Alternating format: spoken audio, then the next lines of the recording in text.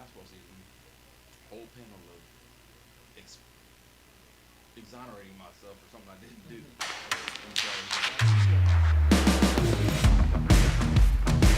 Get ready to experience the thrill of ALAMO sports like you've never seen it before.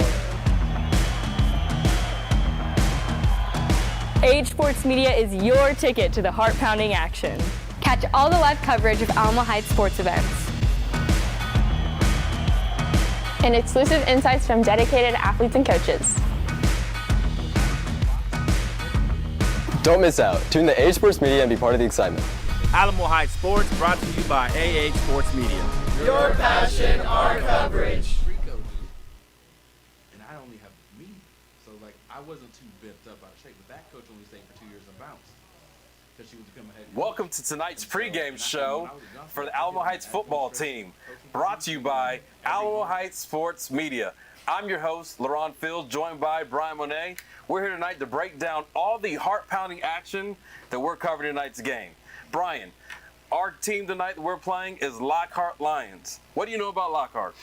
Well, one thing we know about LOCKHART is that they're an extremely physical and gritty team, right? They like to pound the ball. They want to run the ball. If they can beat you up front, they're going to definitely try to exploit any type of mental weaknesses or type of adjustment lapses that you might have.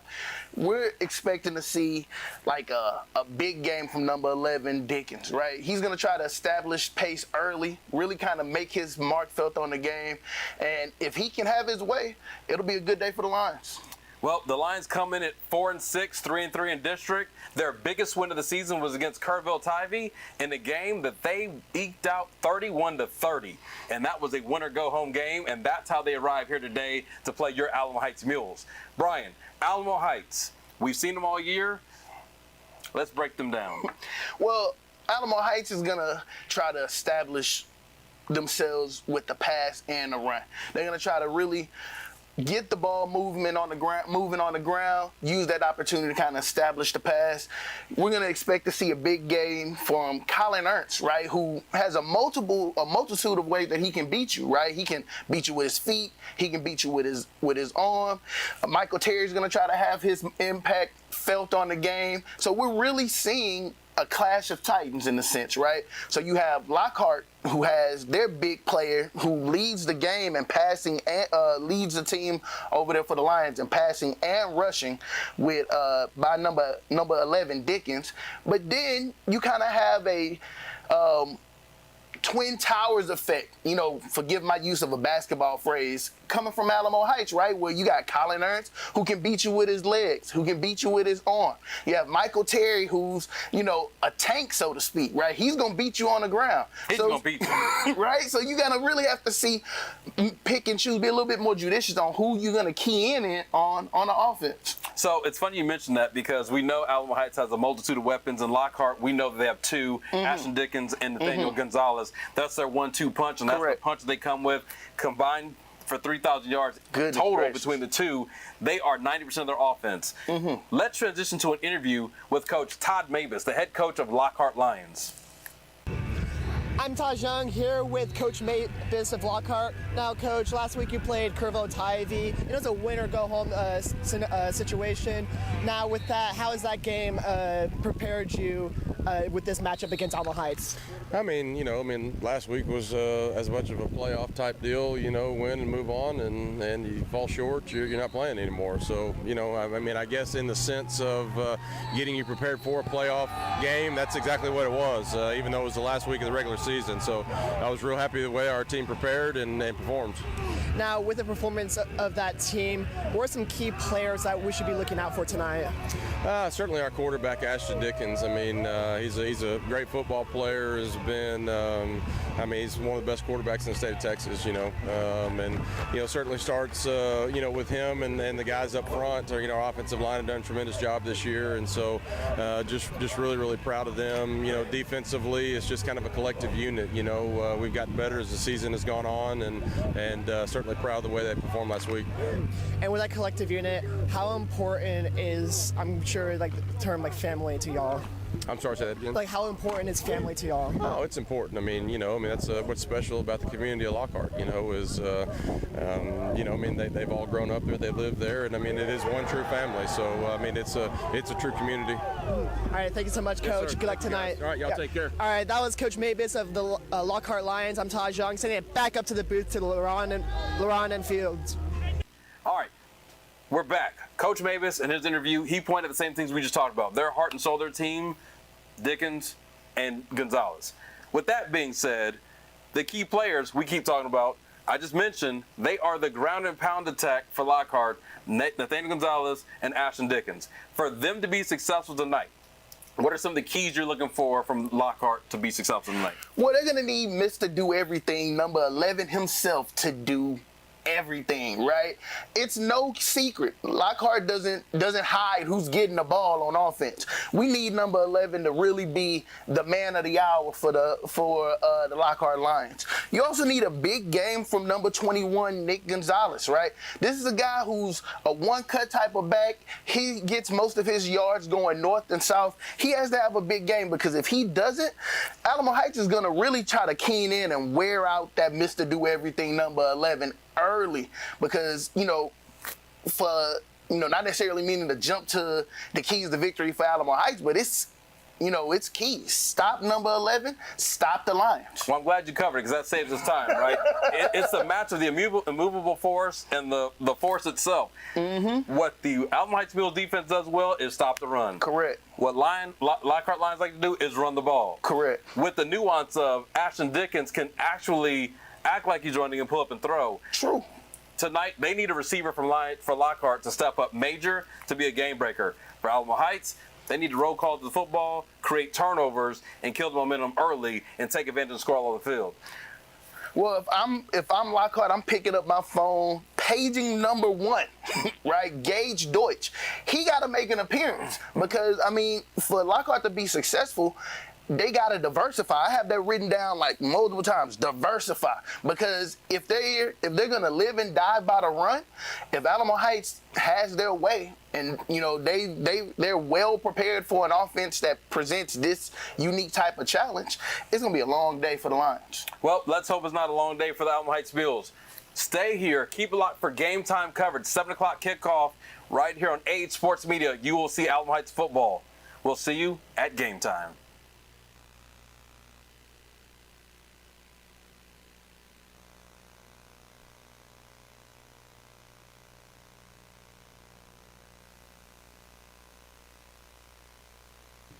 Myself, LaRhon Fields, and Brian Monet, we are rocking, ready to go. It's a cool 50 degrees at TRAYLOR AZAR Field. We have 6 minutes and 30 seconds to go before kickoff. Before you see the band awaiting football players to enter the field so we can present colors. It's going to be a night we can't wait. Please stay tuned as we wait for the presentation of the colors.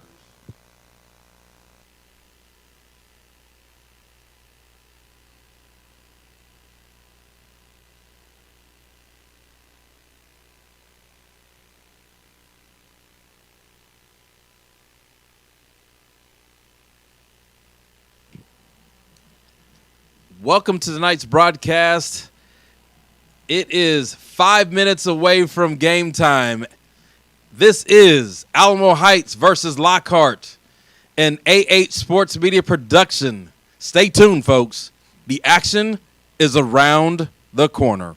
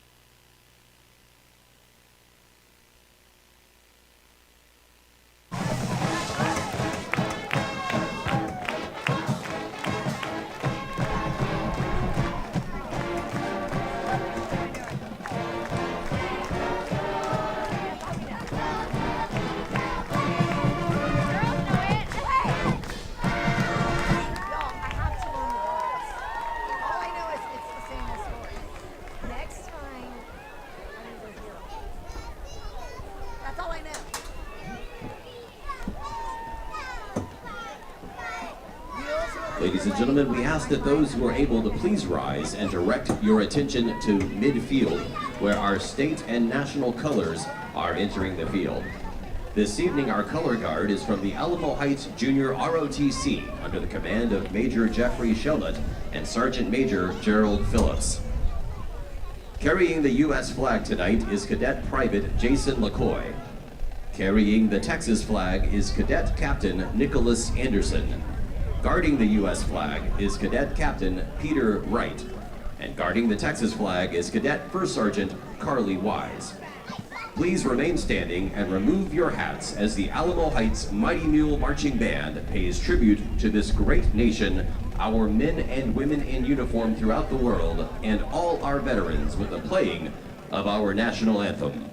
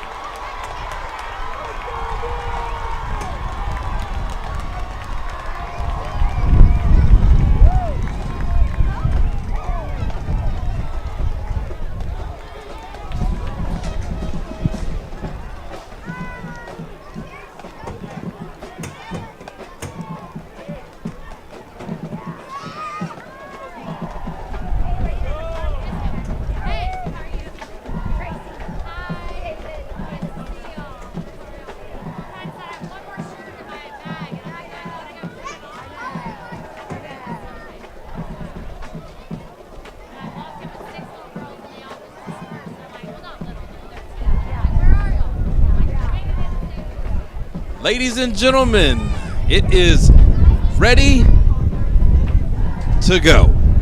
The game. Playoffs 15. 5A Division II by district. We have the Lockhart Lions who are set to kick the ball off to your Alamo Heights Mules. Again, your game host, LaRhon Fields here. Next to me, to my left, Mr. Brian Monet. Brian, I know you got goosebumps or something of the sorts. Are you ready for kickoff? Oh, man, I'm more ready than I've ever been. It is Friday night football, playoff football here in San Antonio, Texas, TRAYLOR AZAR Field. It's time to go. We got the Lockhart Lions versus the Alamo Heights Mules. Oh, man, I've never been more fired up for a game than I have ever been. You know, I'm not that fired up, to be honest. I'm not going to lie to you. I'm fired up because it's playoffs. As the ball is onside kick and there's contact, a hit on the player, you already know what I'm going to say. I don't see yellow laundry, but that ball went out of bounds and a player was contacted before it was touched. I don't know that it was going to get recovered, but it is what it is. The Alamo Heights Mules will start the ball at the 46-yard line. Brian, are you shocked by the opening kickoff? Absolutely astonished. What an aggressive call by the Lions. You know, basically saying, touching against get the you Lions. some. We're here to Mules play. begin Well, the you know, drive I'm first not and shocked 10 because from we their saw this own against Burbank. 46. That's Burbank true. came out, so clearly Lockhart watched film, and they were hoping for a different outcome because, you know, Burbank recovered their onside kick. Here we true. go. We've got the Mules lined up on offense, ready to go. Colin Hurts is in the shotgun, ready to deal. Let's see what the first play is. Look at this. That is Patrick Arriaga on the carry. That's Ron Rittimann is shocking us with these lineup changes. There it is. We haven't seen Patrick Arriaga in the backfield since the game, meaning as a starter. Hey, that just goes to show Alamo Heights has so many ways that they can cut you. So many guys that if you put the ball in their hand, they're gonna perform. So definitely not too shocked, but glad to see it. That was Patrick Arriaga on the carry for a gain of 6. That moves the ball to the 47-yard line of Alamo Heights. Michael Terry on the carry. He gets going. He's rumbling and stumbling and bumbling down to the 21-yard line. Number 2, almost Michael approaching Terry the red third zone. with the carry. What a tough run by the junior running back, Michael Terry the third. First down. Getting downhill. That young man said he wouldn't be denied. And most time he's not. Rarely do we ever see him denied. So what a pickup. That's a Mules first down. 11 minutes to go in the first quarter, and the Mules are on the move. Colin Ernst in the shotgun. Michael Terry in the backfield. Another tough run. Michael Terry, the ball by carrier. Michael Terry. 24, Zayaka Gavings with You know, and we got to give kudos to this offensive. Gain made on the play. The tempo It's has second been down. amazing. It seems like they're determined to go a little bit faster this series. Almost like they're looking to kind of throw Lockhart off balance. Well, again, this is why I wasn't excited as, you know, I would be in another playoff game, because right now we still like we haven't missed a beat. Like, It's true. We're moving the ball. We're getting what we want. We've run the middle 3 times in a row. We've moved the ball 40 yards. Here we go. Colin Ernst with the pull, the keep. Oh, that was a pretty rough tackle there. Colin Ernst knocked down. Minimal gain of 1. Colin Ernst with the keeper. Tackle on the play by number 2, Second Marquis. and Short gain on the play. It's third down. Third and two. At the 15, we are in the red zone. This is manageable. You got options on the table. Run, pass. Go back to the same play if you like. Hey, you know, I say run the ball. Keep up the pace. Force Lockhart's defense to stop you. The question isn't run the ball. The question is which side, far left side, or far short right side? Ooh, let's go short right side. Get that power moving. Here we go.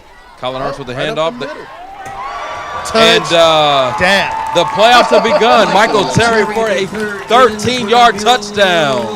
And this Mule offense hasn't missed a beat. Picked Has up not. right where they left off. That's a nice, tough run by Michael Terry III.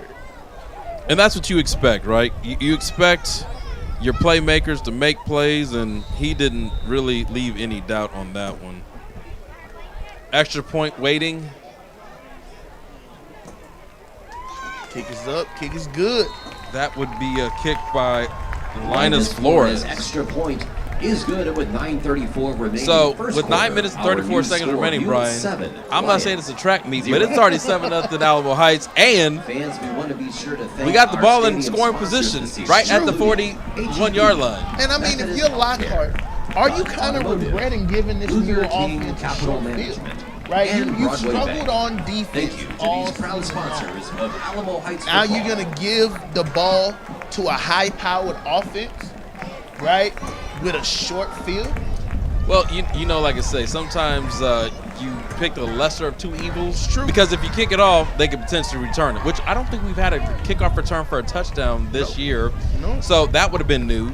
The onside kick, you don't get it, so you do shorten the field. So there's two sides of that. They score quickly. Now you know you get the ball second half, so we'll see. That's true. That's true. Let's see if this Lions offense can respond. Right? You know, we talked about this a little bit in the pregame. This is an offense in Lockhart whose their main strength is Linus Flores Alamo to kick Heights off. defense's main strength. Right? So let's see if the offense can get a little bit of creative, or are they going to try to okay, we're going creative. Oh, he's down at the 30. Okay. We not. I wouldn't say a pooch kick. It was like a squib pooch. Yeah. It's a new one. I mean, Lockhart it didn't even begins dribble their down drive there. Kind of first like and 10 floated at their down own and hit at 30-yard the line. 30, and Lockhart panicked and fell on it. I'm waiting on somebody. I'm waiting to see somebody just say, you know what? People keep doing this a lot. Let me just get a return package. I mean, true. But you know, those guys up front, they've been told over and over again. yeah, better the whole not return line. it. Don't Fall down, fall down. Fall I don't care if the other down. team falls down, you fall down. Like, no, man, let's go score. But here we go. Ashton Dickens, Superman for Lockhart Lions.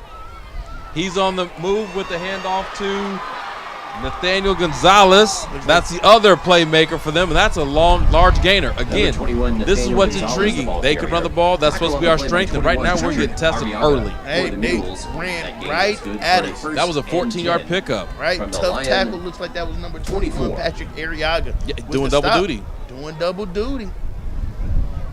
Here we go. Lockhart doesn't seem to be in a rush. They're getting the signal in from coach.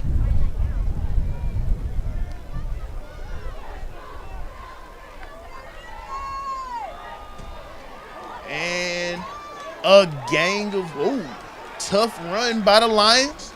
Looks like their offensive line came to play as they moved that line of scrimmage a good That's 5 true. yards.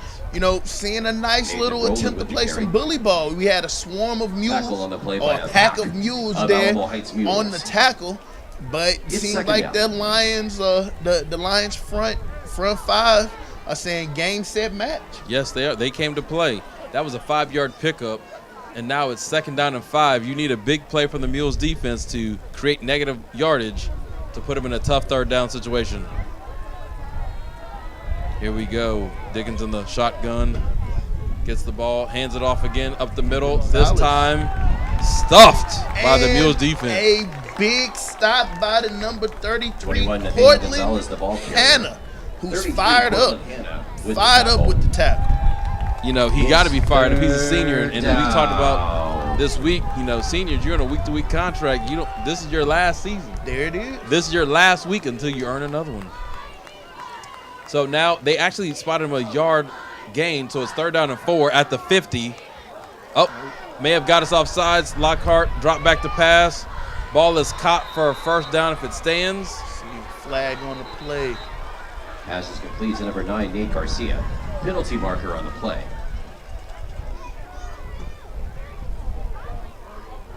Offsides on the Mules is official. The penalty is declined. Result of the play is a 1st down. Offsides penalty against the Mules is declined. The Lions are on the Result of move right play now, is a Brian, 1st which is, and you know, 10 for the our Lions defense from the normally, Mule you know, they get 43. warmed up and they bend, but they don't break. So let's see if that holds on this drive. Hey, yes, sir. Definitely a interesting situation. You know, this isn't the first time we've seen this Mule defense challenge. So let's see if they can stand tall. Here we go. Another pass, and it's complete. It's caught on the field by number 9. Dickens pass is complete. Nate to number Garcia. That's an oddity because that's one of 9-yard the gain weakness on I the felt play. the line Second Lockhart down. had was their passing game. But right there, they found a soft zone and executed. Well, we talked about it in the pregame, right? If for this Lockhart Lions team to be successful, they're going to have to do more than just run the ball, right? And it seemed like they're definitely trying to establish the pass early. Got it motion. Jet sweep coming across. Lockhart's being strung out. Plenty of Mules on the tackle and escort him behind the line of scrimmage in the Mules territory. Number 12, Jordan Frohock with the And carry. looks like that was a tackle on made the by play the by number 29, Max Bacon. Max Bacon. Bacon. Sizzling. Straight cooking bacon. Sizzling Bacon. today. Loss on right? the play. It's And, third you know, down. that's one of the things that the Alamo Heights defense does best, right? What we saw was assignment football, right? Guys was being real disciplined, not being fooled. On this drive, their line, like Lockhart's best play is running between the tackles. If you go wide, not going to happen. So this will be interesting. It's 3rd down and 5 from the 42. 6 minutes and 48 seconds remaining in the 1st quarter. They're dropping back to pass. Dickens looking as receiver, number 0. Caden Caden Mabus, the coach's son. Dickens pass is complete to Freshman. Garcia. The gain is good Getting for a Lion first some and action, 10 from right? the Getting Rule some 26. valuable game time. When you look up and down this roster, you see a few freshmen for the Lockhart Lions ball club. So You do. they're young and old. Correct, right? That's a first down for the Lockhart Lions. They're driving, so they're slow and steady, and we're speeding quick. Here we go. Dickens running the option, keeps it, gets hit from behind A gang of mules. by Henry Bruton. He's brewing up a storm on that tackle. Number A 6, Henry gang of Bruton mules. You with know, the stop for the swarm and Mules. compete. That's going to be the nature of the game, right? And we're seeing Loss of 2 on all the play and hosts second down. of mules get involved on this defense. Right now, the Mules defense needs to buckle up. That's a good way to start it. It is second down and 12 from the 28. Make the Lockhart Lions earn a first down or anything at this point. And if you hold them at this stage, I don't know what their kicker looks like, so we will find out.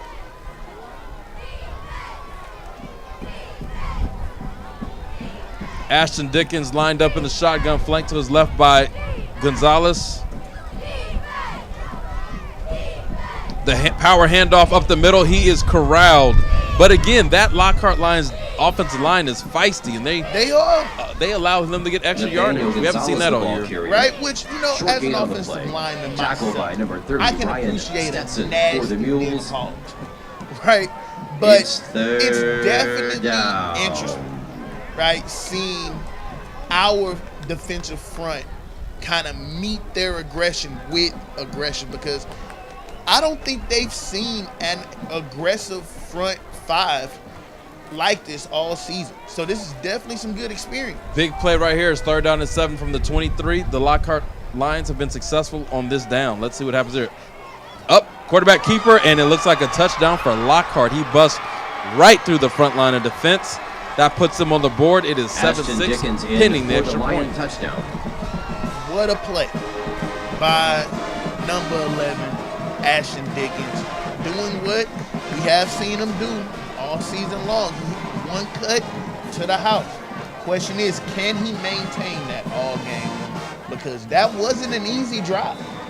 It looked easy. If you want, let's be honest. There was not much resistance. There was a few situations where they were tackling behind the line of scrimmage, but they kept their poise and composure, and they pushed through. They got the touchdown and the extra point.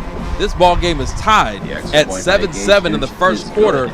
Both teams have touched the ball. Both teams' first drives ended up in a touchdown. This part's not shocking, though, Brian, because we know Lockhart can score. We know Alamo Heights can score. This is going to come down to whose ever defense can make a few plays and stops to keep the lead and win the game. That's fair. Definitely fair. Well, we'll definitely see. We saw, you know, this was said in our key to victory, right? Number 11 is going to have a big game. That drive right there looks like he heard me. It was like, okay, game. We knew that Lockhart's offense was going to have to diversify. They were going to have to really make Alamo Heights respect the pass, right? So that we wouldn't be as aggressive on defense. They diversified, right? So two of the keys to the game, they showed that they were willing to do. Let's see if they can do it for 4 quarters. That's the key, right? Can they do it for 48 minutes, for 4 quarters? And can Alamo Heights defense make an adjustment to slow down that attack? That's true. It's all up for now. And what's interesting is you went for the onside kick the first time around. What do you do this time around? The kickoff for the Mules. Number 7, Mark Sumner, and number 14, Trip Johnson. Right. That was Kicking cute off for the Lions. to start the game. Number 10, that was Omar cute. Ocampo. Don't get cute. Allow your special teams to, as you once said, be special. Well, and he ignored them. Definitely. So I think the play is kick it out of bounds, let them score quick, we drive and wear them down. Only to say maybe it's like they want to try to stab us in the fact that we don't play 4 quarters all the time, and they want to wear us down with that physicality. I don't know what the thinking is. I'm with you. I'm not thinking like that. To me, it feels like they don't respect their defense, right? Yeah. It's almost like I'm going to concede and let them go ahead and score on offense, and I'm going to try to make Alamo Heights beat us in a track meet. And I don't think that's the type of game that you want to entice the definitely. So, and the thinking also is if you keep kicking it that side, they're going to get used to that kick. At the 39. Now, you got to mix it up, and maybe in the fourth quarter you kick it to the other side and shock somebody. I don't know. We'll have to keep an eye on that. Right now, the Mules will start off 1st and 10 from the 44. They've had great field position, now the 41 and the 40 on both possessions, so we'll see.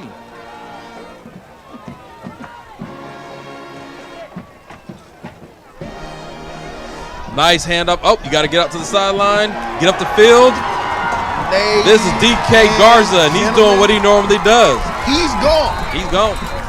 He's gone. DK Garza again, displaying the weapons. If you play with fire, you definitely will get burnt. Right now, you just got smoked and burnt. Mama, get them some Vaseline. Get them some Aquaphor, right? Because it's hurting over there, right? Skin's red and blistered. I don't understand the play call, right? On special teams from Lockhart. Why would you give this team a short field, right? So many offensive weapons. Make them earn it. Because at the end of the day, if this is a track meet, the person that's going to be exhausted is your most dynamic player. 32 to go. First quarter, so you're now, Dickens has had no rest. 7.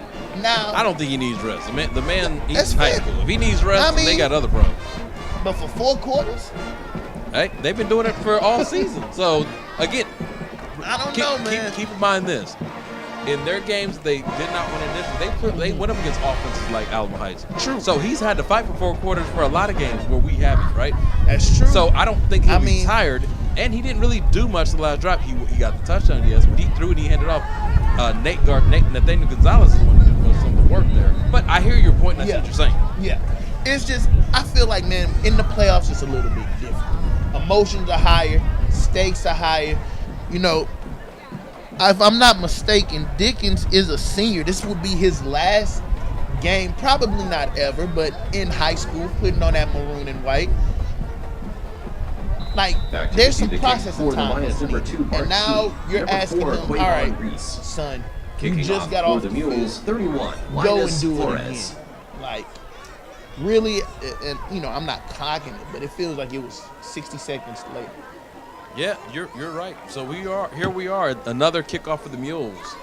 And they decide to actually kick it a little bit better this time. Ball's returned, ran into a pile stuffed at the 34-yard line, it looks like.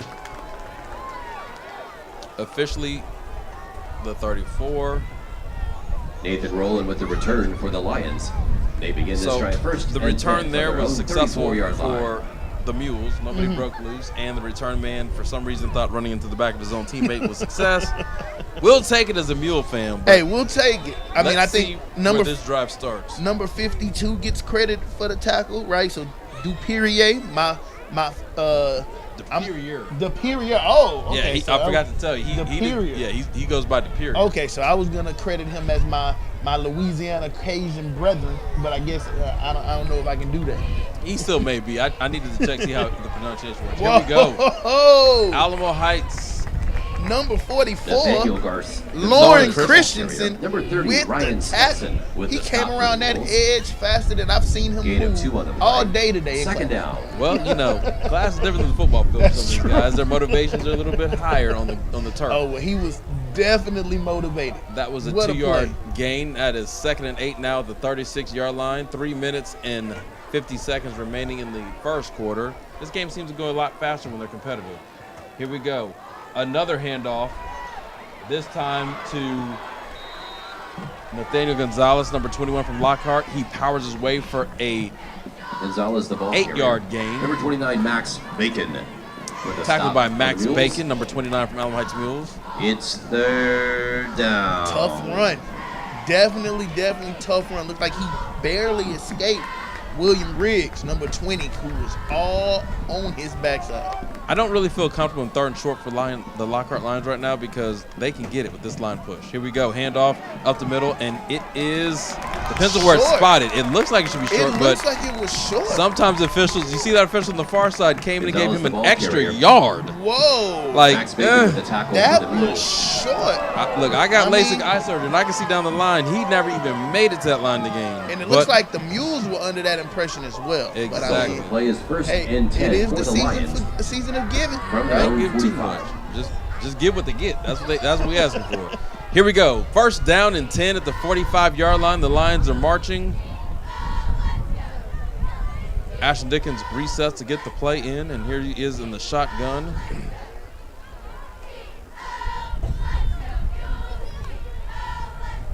Handoff to Nathaniel Gonzalez. He's their workhorse, and he is tackled for a gain of 2 yards. With the carry. That looks like that's number 29. Max Bacon. Max Bacon sizzling again 2-yard gain on with the play. the tough It's second and 8. tackle. Way to play, big young man. Here we go. It is substitutions for the Lockhart Lions. Number 16 enters the game. That would be Tyler Staton, senior. I feels like they're brewing up something here. Dickens in the backfield. That's extra movement on the Lions. False start. That would be a 5-yard mark off, pushing them back to the 40. 12-star penalty against the Lions. To the 37 of the Lockhart Lions territory. Definitely a tough Backs setback. the ball up 5 yards. It's second and 13. Yeah, and if you're an Allen Heights Mills fan, you're hoping From the the defense 42. can knock them back another 2 or 3 yards to make it a 3rd and long, something we haven't seen them in yet. So LeBron, I have action. Well, I guess we're gonna find Here out. we go. Dickens Do on the you keeper. kick it? He gets up. He pretty much Fumble fumbled. on the play. Blue jerseys all around it. Looks like it's recovered by number 21. Patrick Arriaga. Patrick Arriaga. Recovery by Patrick This young man, Arriaga that's for the Mules. 3 big plays.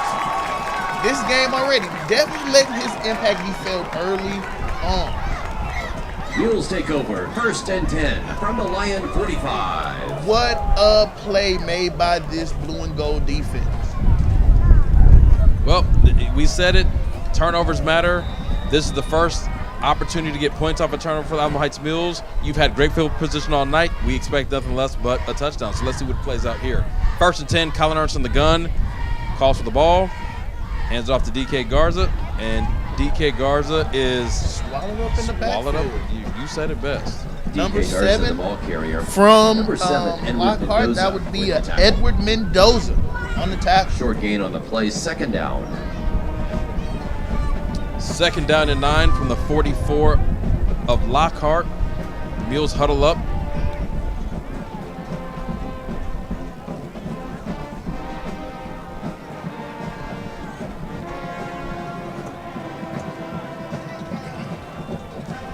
Michael Terry in the backfield this time. Colin Ernst is quarterback. Hand off to Michael Terry. He busts up the gut, and he is gone. Mama, there goes that man. Michael Terry himself, in for the Mule known touchdown. as Michael Terry III, the junior running back. Mules fans, you heard it correctly. The junior running back, which means he's coming back. And that's his second of the game. Incredible play by the young man. Incredible play. If you're Lockhart, you're like, dang, we were tit for tat, toe for toe as we wait for the extra point from Linus Forge with 56 seconds left.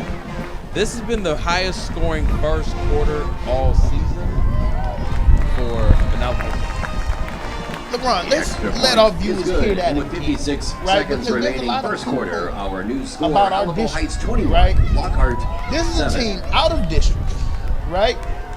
And this has been the most points we've scored in the first quarter. No, not for us. I'm Not saying for like us. I'm saying this is a. I think we put 28 against Brackenridge. I'm Okay, just saying okay, like for okay, two okay. teams.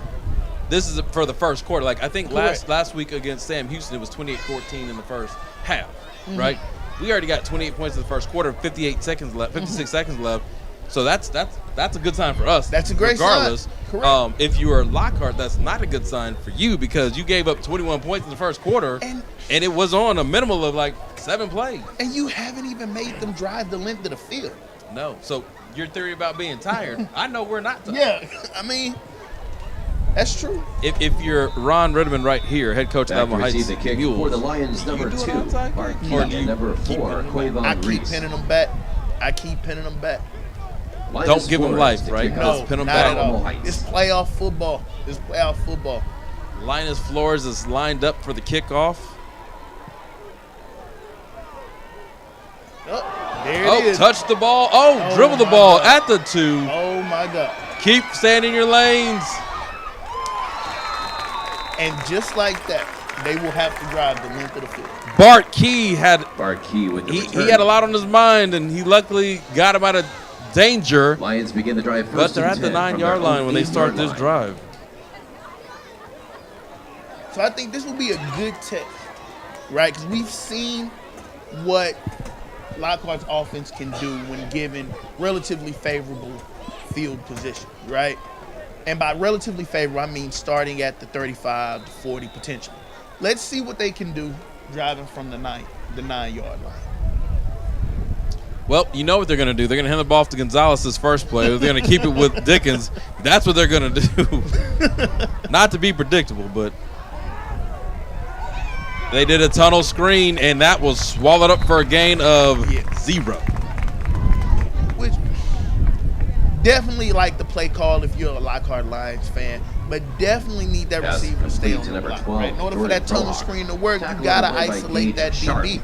So that play was dead from the onset. No gain on the play, second down. And kudos to the Mules who read that from the onset.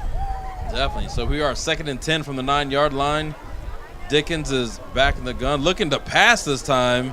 Looking deep, getting time. Throws, receiver wide open. Greg Deutsch with the catch at the 19, and they may have gotten the first down the way they spotted. Pass is complete. Move the chains. Number 1, Gage Deutsch. Move the chains. Dickens got a lot of time there, and that's intriguing that we couldn't get pressure on him. He did, and you know that's kudos to that Lion front 5, man. That front 5 has been stout.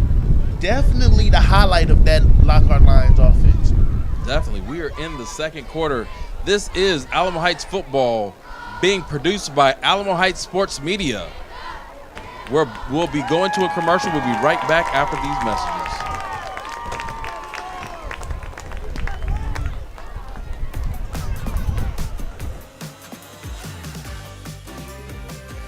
Get ready to experience the thrill of Alamo Heights sports like never before.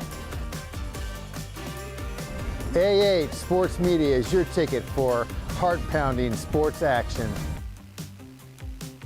Catch all of the live coverage of Alamo Heights sports events. And exclusive insights from dedicated athletes and coaches. Don't miss out. Turn into AH Sports Media and be part of the excitement. Alamo Heights Sports brought to you by AH Sports Media. Your passion, our coverage.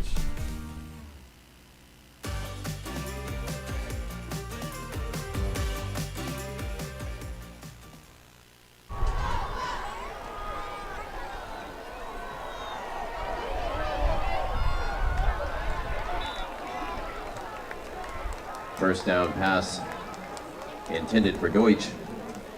Incomplete. It's second down.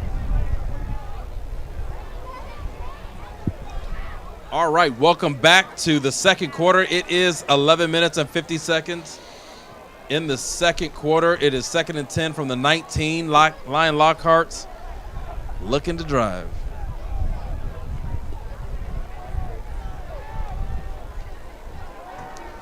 Again, drop back pass with time. Ball is caught.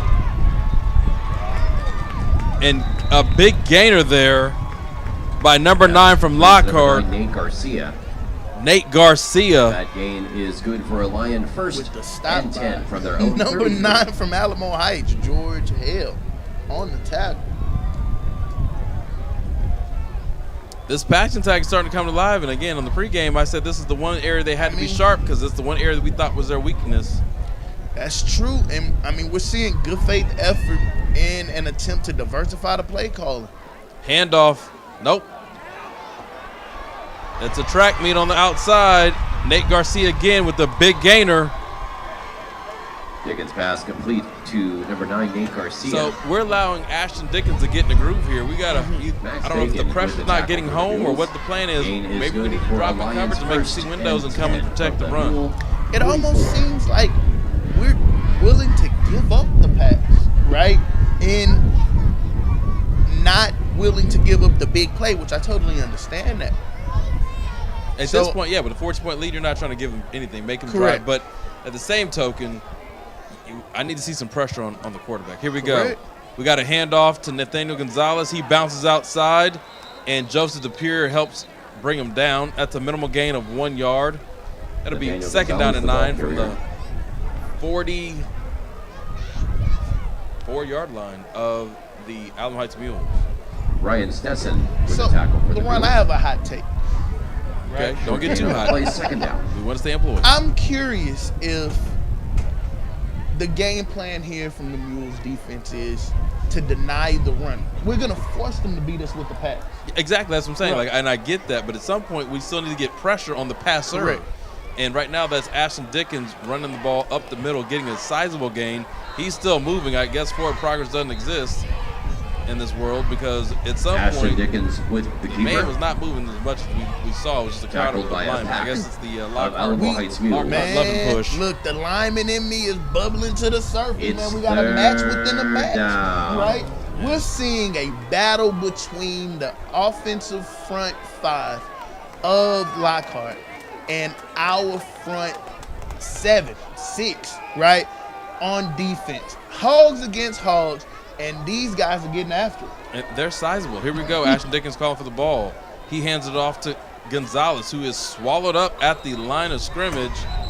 It's 4th down, but Gonzalez, again, the Lockhart Lions, they probably don't have any fear. They've been getting chunk yards all game. So to them, this is just another down. Hey, we're going they got to operate. Right? Definitely. And I understand the play call from the Lockhart Lions offense. Hey, man, it's 4th down. Let's make them stop us. We would gonna give them the ball back right here at that 40 anyways, right? So whether we onside kick it, right, or what have you, we're gonna go ahead and go for it and see what happens. I'm going with the quarterback keeper up the middle. Oh, and he is denied. He is short. That is Alamo Heights Mule ball. Unless they're running crooked lines, it doesn't look like it. That looks short. That looks like a turnover on downs. I'm gonna agree with number 44. That is Lauren Christensen pointing. OMG. Oh, they're giving it to him. You said it better than I could have. Wow. Incredible. Incredible. They've been generously spotting the ball tonight. Play the 1st and 10 for the Lions. All right. So let's see if the defense can find another way to get them off the field. They have to create those turnovers. That's the only thing that's been the most effective. In the words of my grandmama, nothing beat a failure but a try. So let's go ahead and try again. Come on, Mules. Yep. We got to believe.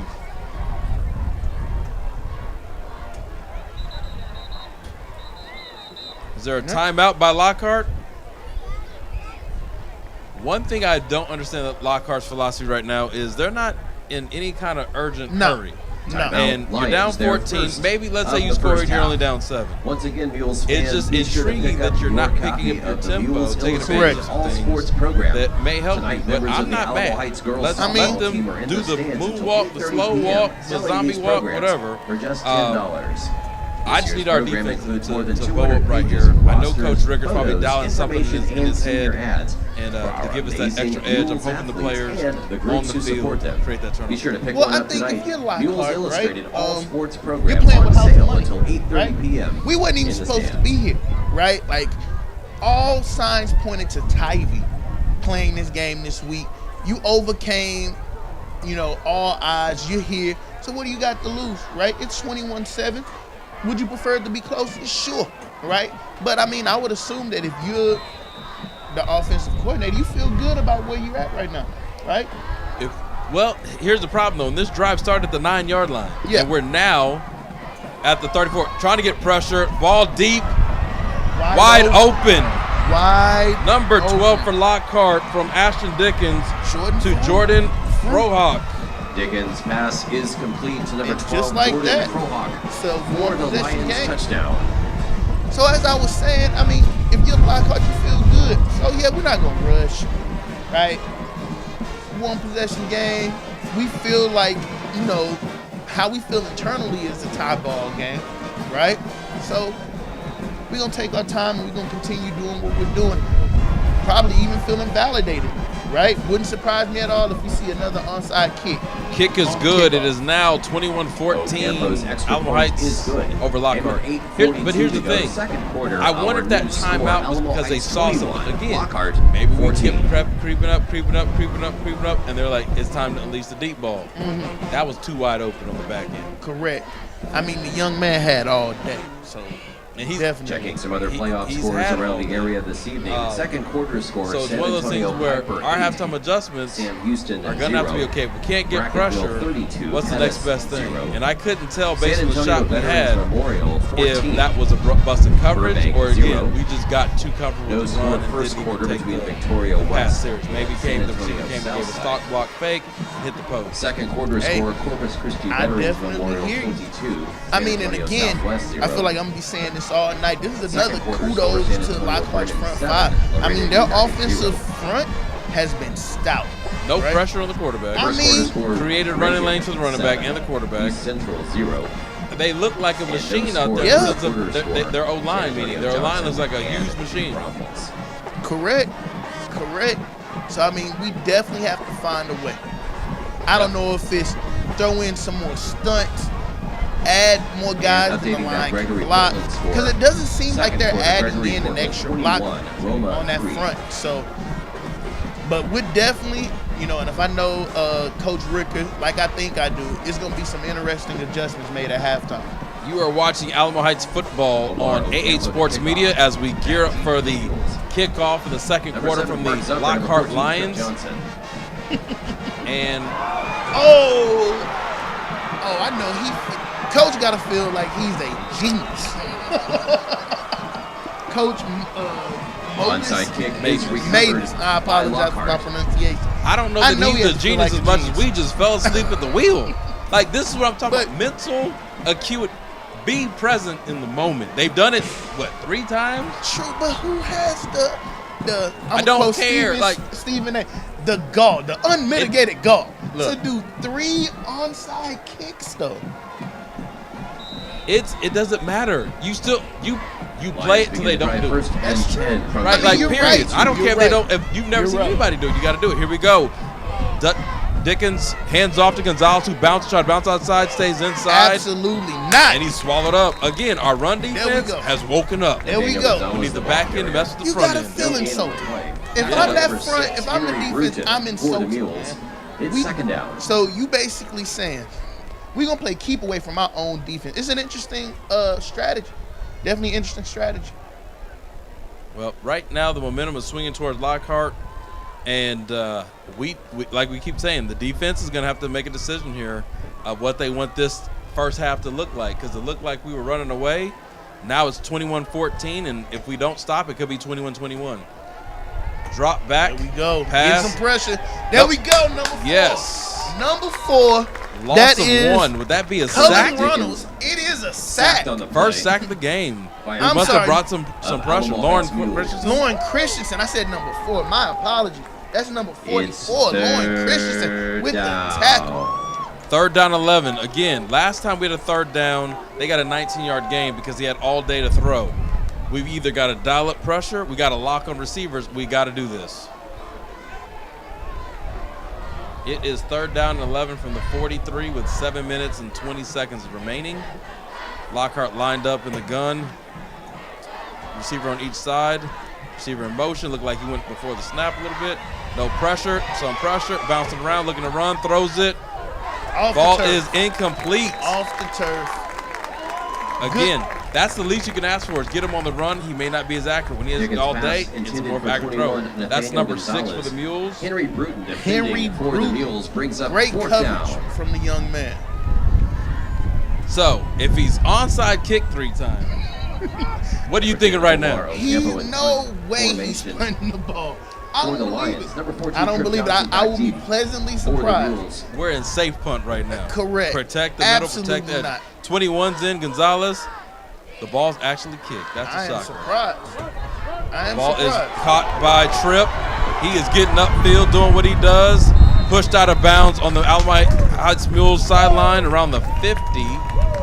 40. Oh, sorry. 40. 40, sorry. Trip Johnson with the return to the 34-yard line. 34 and yards. That's where the Mules begin the drive, 1st and 10. I'm, again, pleasantly surprised. Pleasantly surprised. You're watching Alamo Heights football on AA Sports Media, student-run production here at Harry B. Orem Stadium, TRAYLOR AZAR Field. The Alamo Heights Mule offense is on the field, ready to strike. Colin Ernst in the backfield.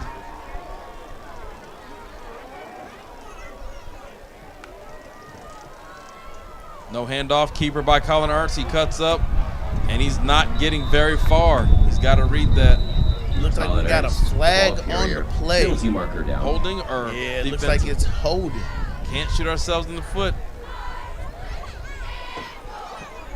See what the refs call it.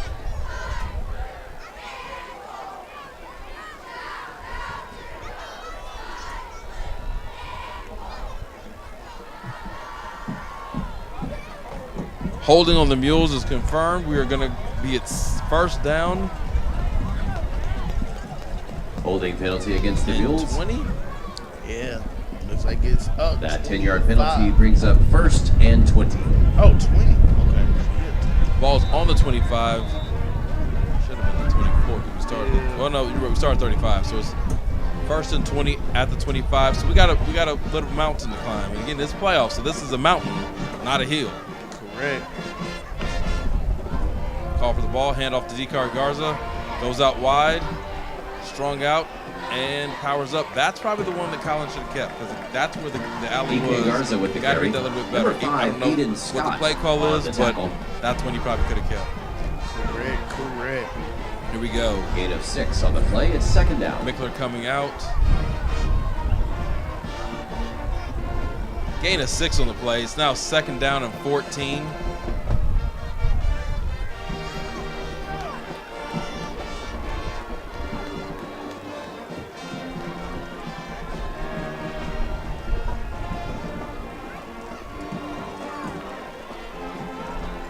Got a pass play. Ball thrown a little high. Ball is caught. It is Colliner's 3rd pass down. is complete to Michael Terry III. Short gain on the play. That's the first reception for Michael Terry Brings up today. 3rd down for the Mules.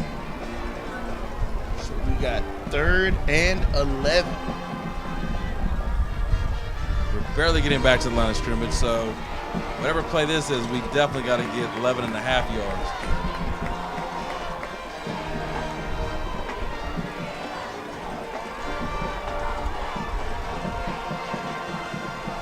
Colin Ernst in the shotgun, calling for the ball.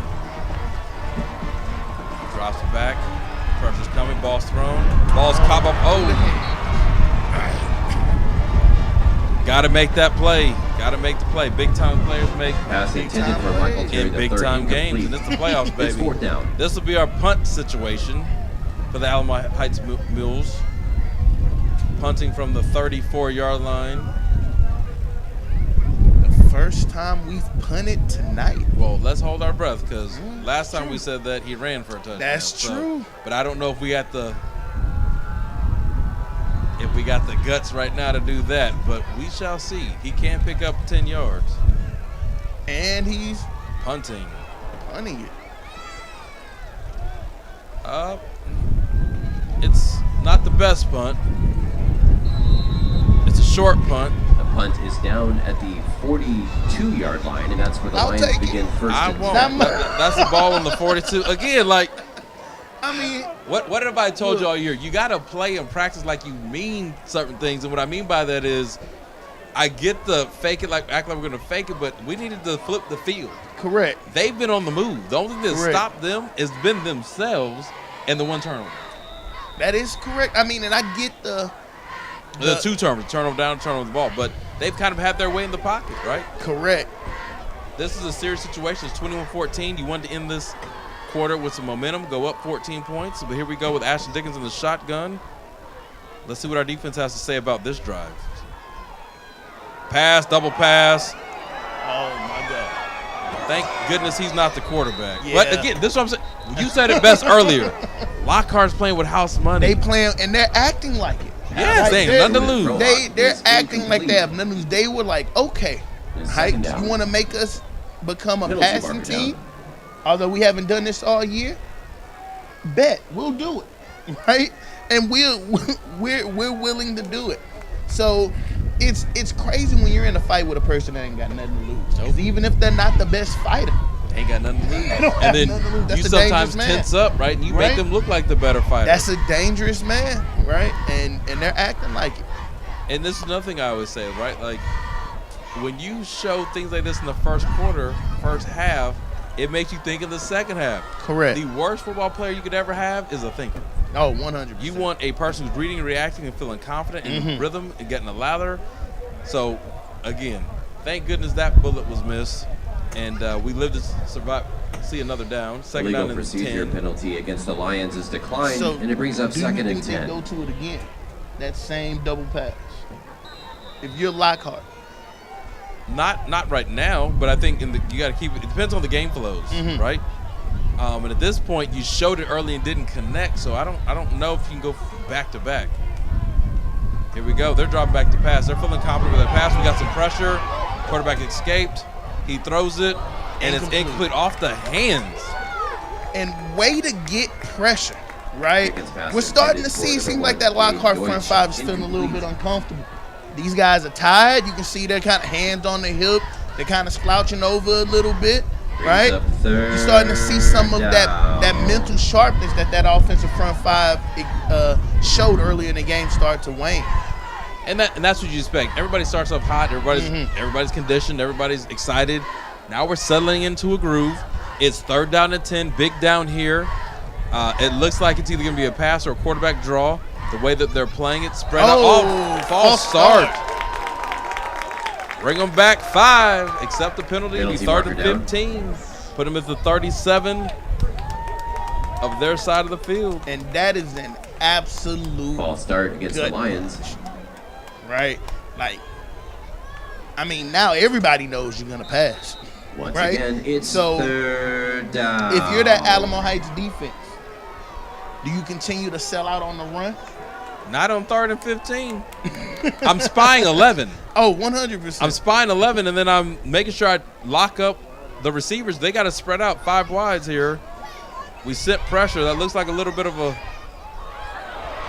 in the middle, heart of the defense. Number 1.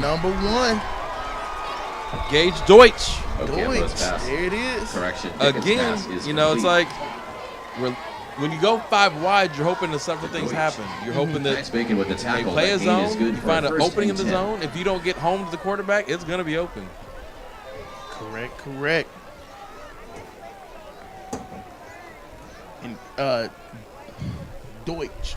Yes. Deutsch, you know, has definitely been a consistent big-time player when this offense has chosen to go to pass route. Hand off to Gonzalez on the right side. He is shut down for no gains. A loss of a Gonzalez, the ball yard. carrier. And again, Lauren Christensen. Henry rooted with the tackle. It's second down.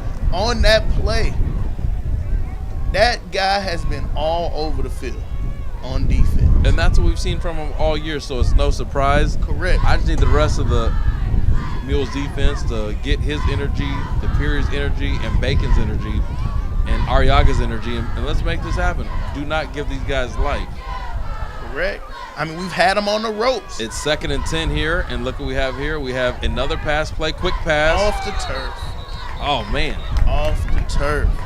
So it's so funny. I feel like we're watching 2 different teams here. When Dickens has time to throw and just drops back, he picks us apart. When they get him on the move, he's inaccurate. Ball hits the turf. It's, you know, and here we go. Third down again. What do they come out in? What do we do defensively? With 3 minutes and 24 seconds. Let's see. Well, we're seeing the Alamo Heights defensive game plan, at least from what it appears to be, played out. Like, Lockhart is not a pass-first team. No, they're not. But they have to be today because we know their bread and butter is to run the rock. Correct. Dickens calls to the ball. He drops back to pass. No pressure. Ball's delivered, and the ball is caught at the sticks. That is a first down for Lockhart. First down. Dickens pass is complete to Gage Deutsch. Greg Deutsch again making plays. Number 32. That guy, I mean, defending for the Mules. Definitely, is good when for we're talking about Lions most impactful plays, right? Lockhart has on offense. You have Dickens, right, number 11. You have Nick Gonzalez, number 21, and then you have I'd go with 1. Nate Garcia more than Gonzalez. We've kind of put Gonzalez not in check, but he's been held at bay. Correct. And Here we go. Drop back pass again down the field. Scrambles to his left.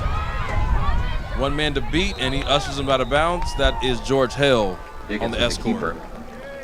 Correct. 2 minutes and 53 seconds left in the half. You're watching Alamo Heights football, playoff football on A8 Sports Media. Fans, you can get involved, and you already know how. If you don't, let me let you know.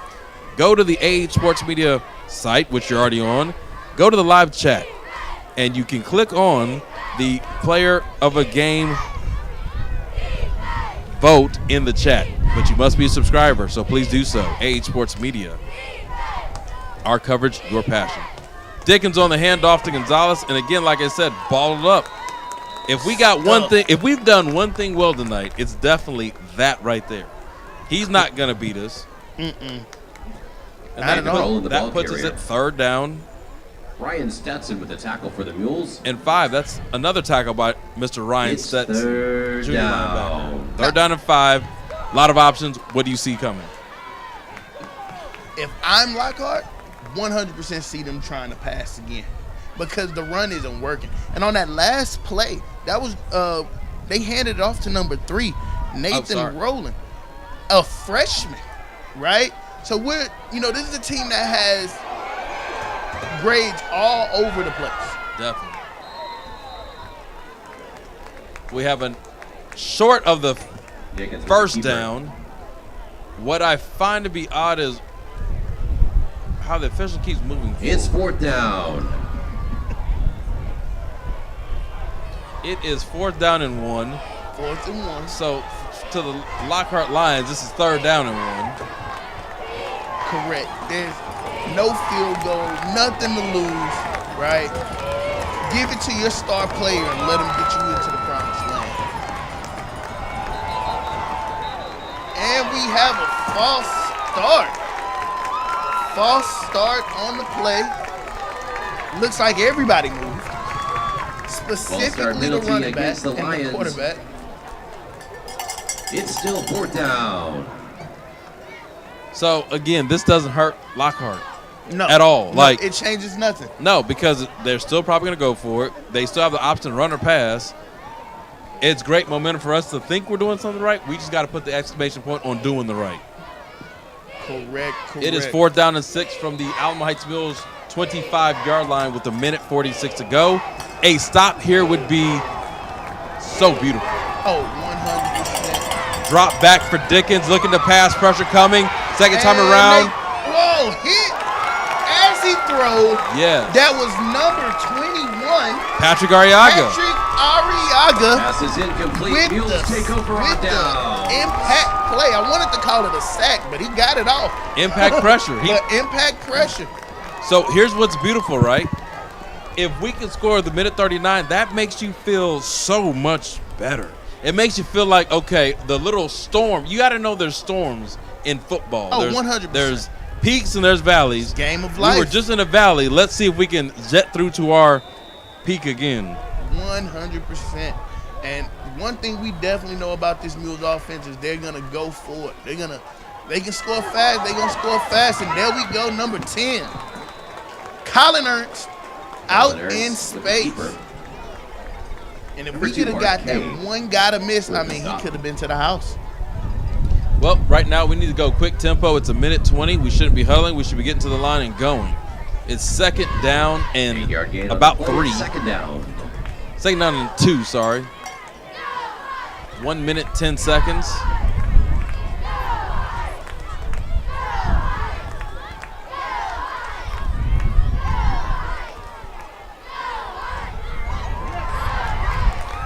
Michael Terry with the catch. And that man would not go down. Ernst passes. He's still not down. Terry the third. Still not down. The chains. That's another Mules first down. Mules timeout.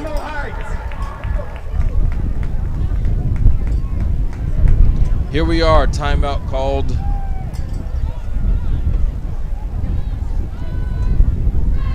Alamo Heights Mules are thinking about what to do with the next 55 seconds. We've already laid it out for them. We got to go fast. Oh, we got to go fast, 100%. This is where you have to activate, right? You got to activate your playmakers, either vertical passing game or get them on the run. We got 2 more timeouts. So we've got timeouts. We got to work the field. It's not even about throwing the perfect pass. Throw the pass you need to, get to where you got to get out of bounds. Oh, 100%. The clock does stop somewhat on first downs, but we got to hustle up. And this is things you hope you worked on all year.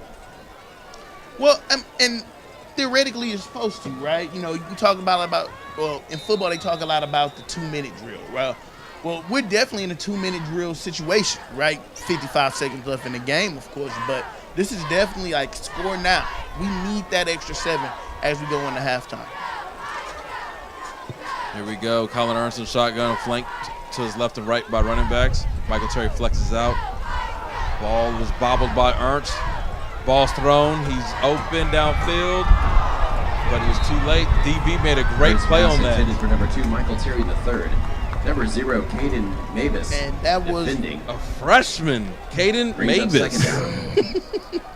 So again, this is one thing I try to talk to the players about this week. You can't expect things to happen. You have to make things happen. 100%. And in that case, a freshman just took our best player and defended him. So we got to rise to the occasion. This young man was playing middle school ball.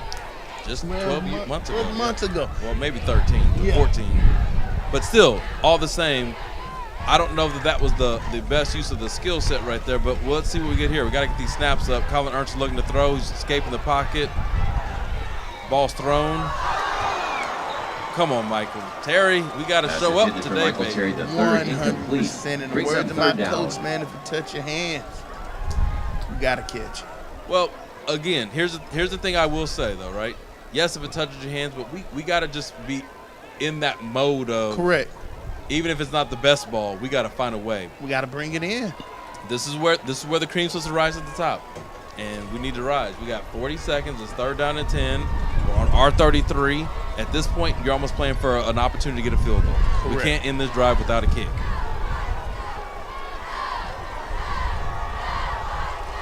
Play clock is down to 1.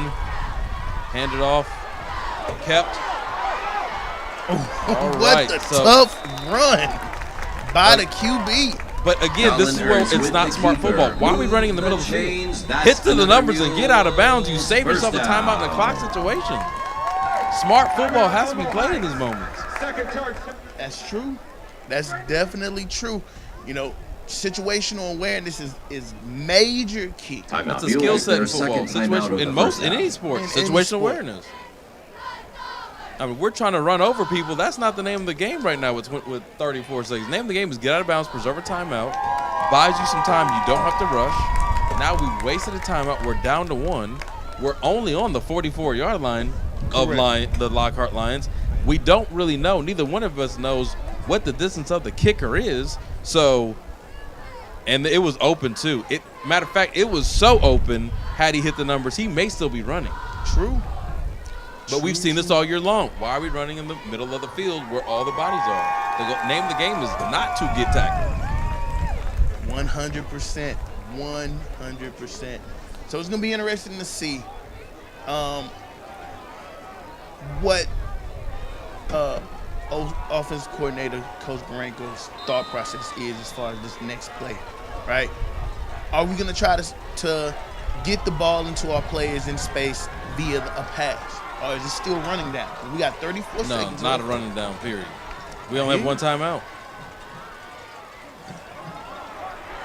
Oh, there we go. Out of bounds. That was the reception. Whoa! The number 7, Park Zunker.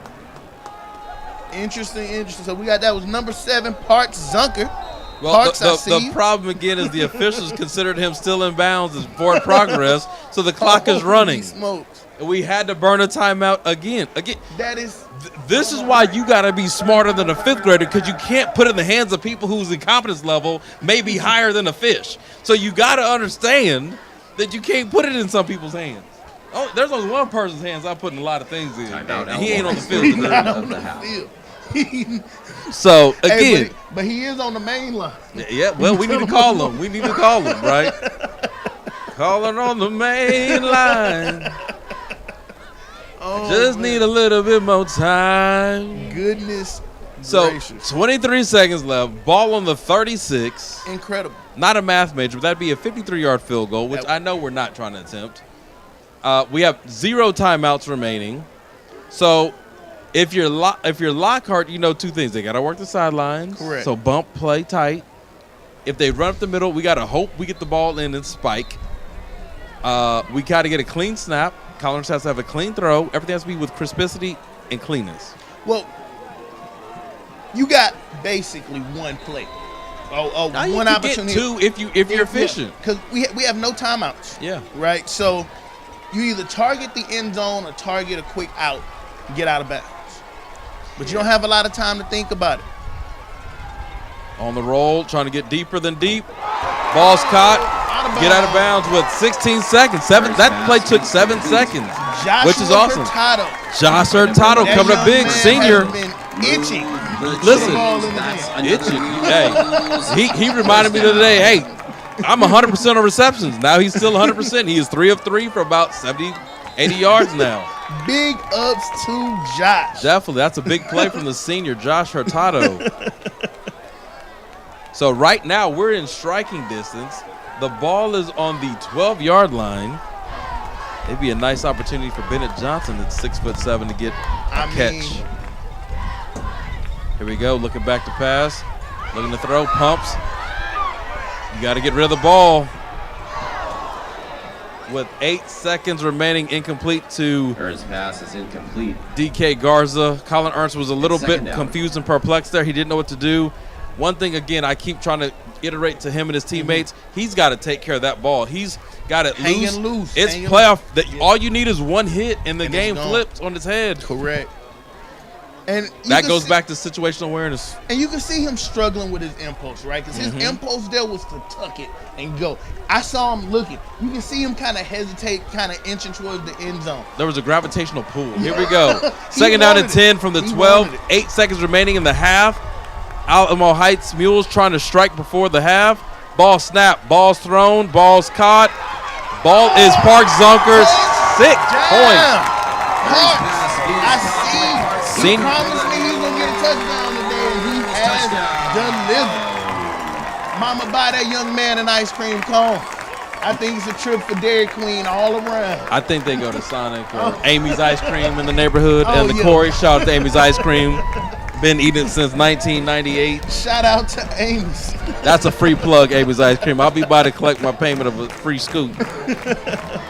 So, while Brian and I are up here feeling anxious and abnormal because we haven't seen it all year, Linus Flores, cool, calm, collected, puts it through the uprights.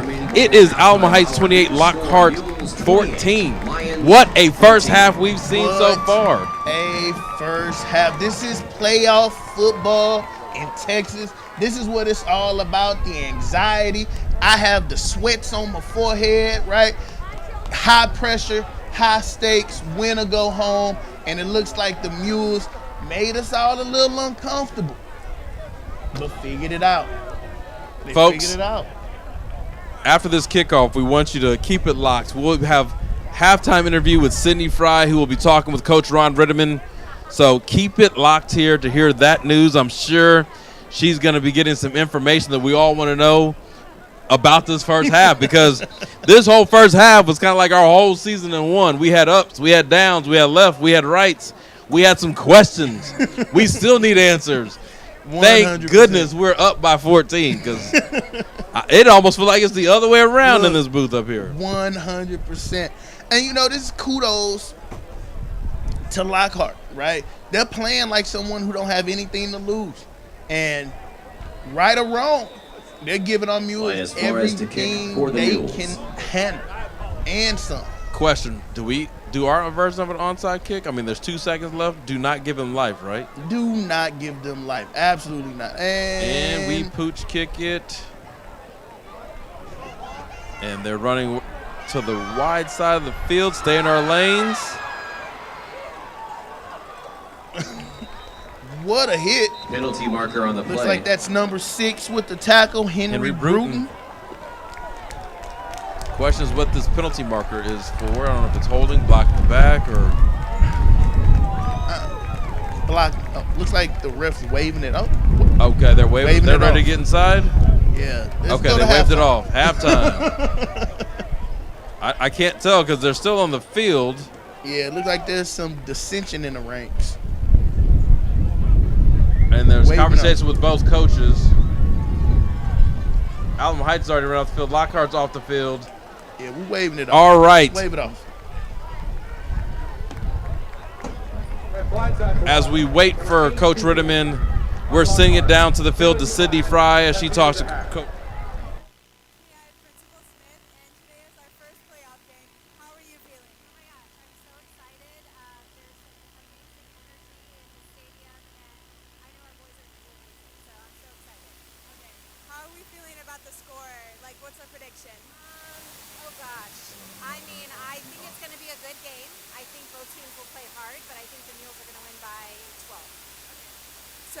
How much energy do you think that the fans need to give today? Thank you so much. I'm here with me. I'm having Liliana Godinez. She is one of our senior cheerleaders. She's leaving this year. We're very excited about her. She is one of our best cheerleaders, and I just want to ask her what kind of advice she has for upcoming cheerleaders and just upcoming students in general. Michael Terry III in for the Mules. Touchdown. And you just want to make sure you appreciate all that you have.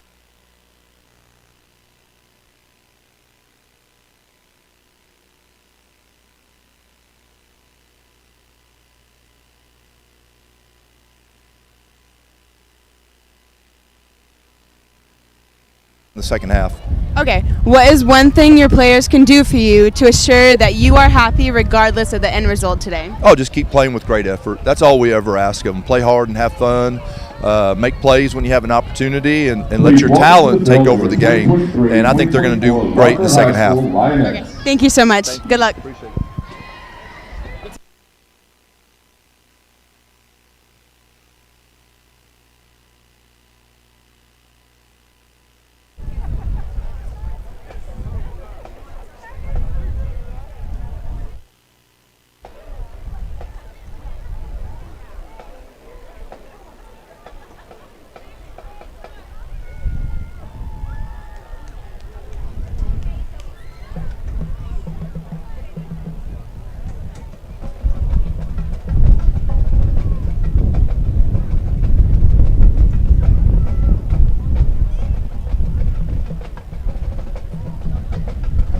Thank you, Sydney Fry, for that interview with Corey Smith, principal of Alamo Heights High School, also interviewing the cheerleader, and Coach Ron Rittimann. Right now, we are going to our coaches' interviews that were recorded earlier this week prior to the game to give you insight on the mastermind of Alamo Heights football.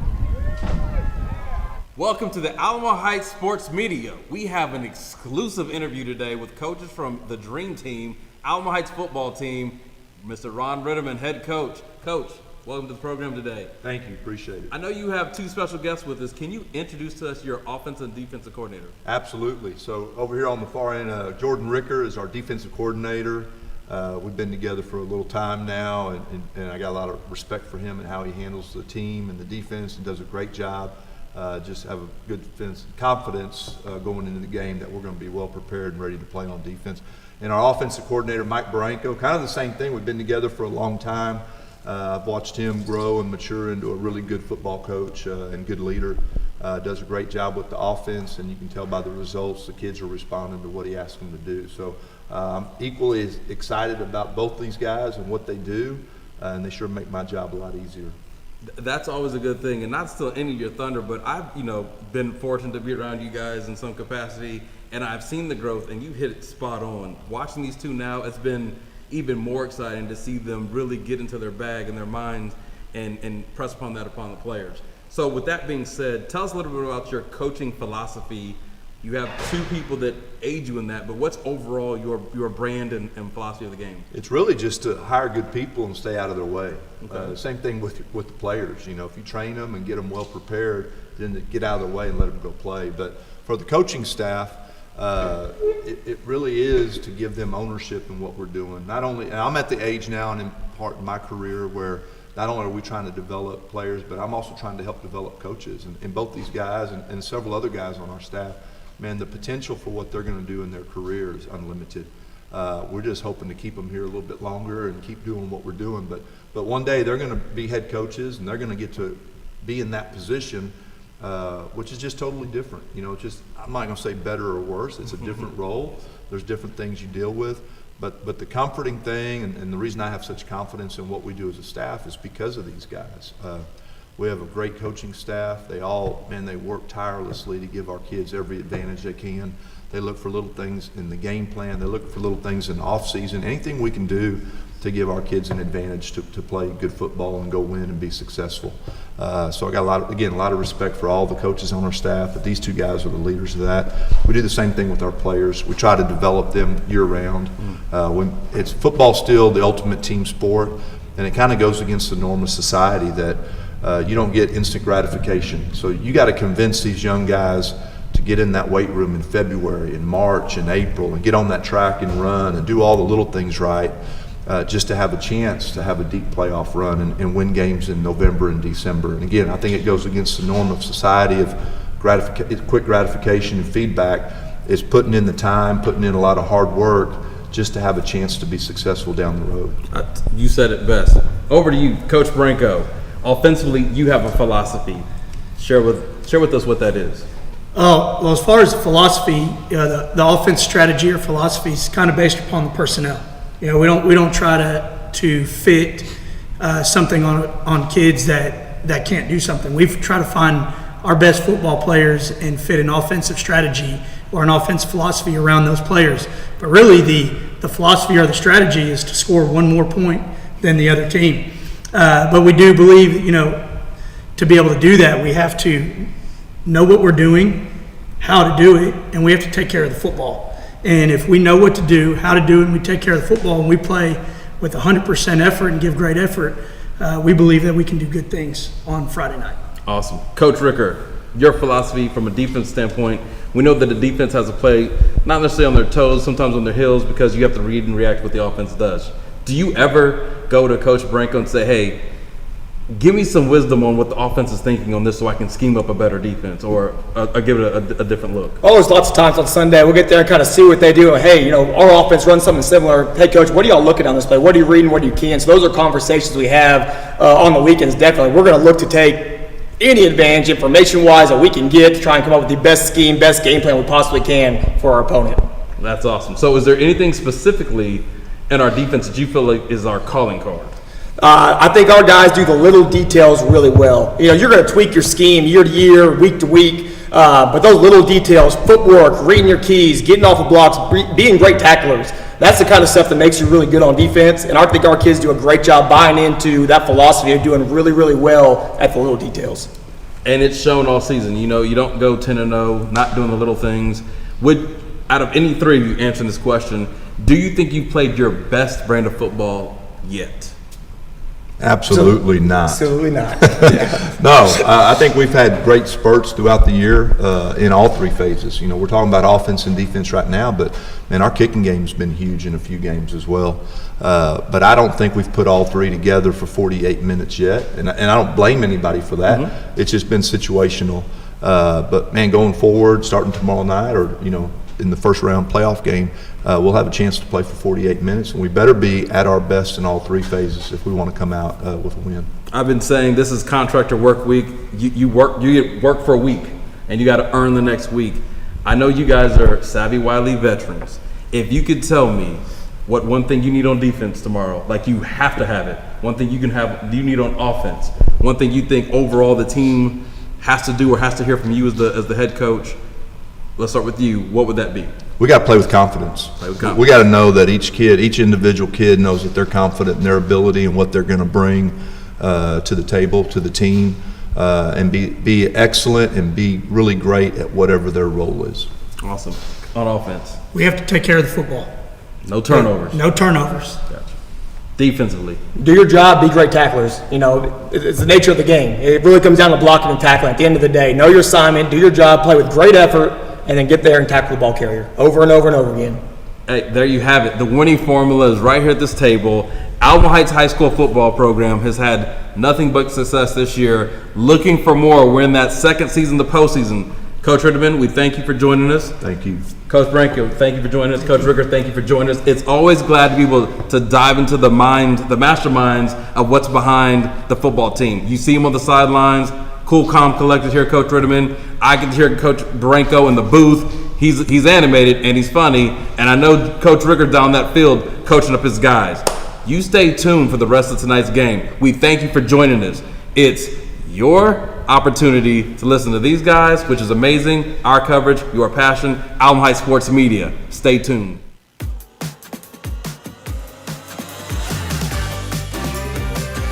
Get ready to experience the thrill of Alamo Heights sports like never before. AH Sports Media is your ticket for heart-pounding sports action. Catch all of the live coverage of Alamo Heights sports events. And exclusive insights from dedicated athletes and coaches. Don't miss out. Turn into AH Sports Media and be part of the excitement. Alamo Heights Sports brought to you by AH Sports Media. Your passion, our coverage.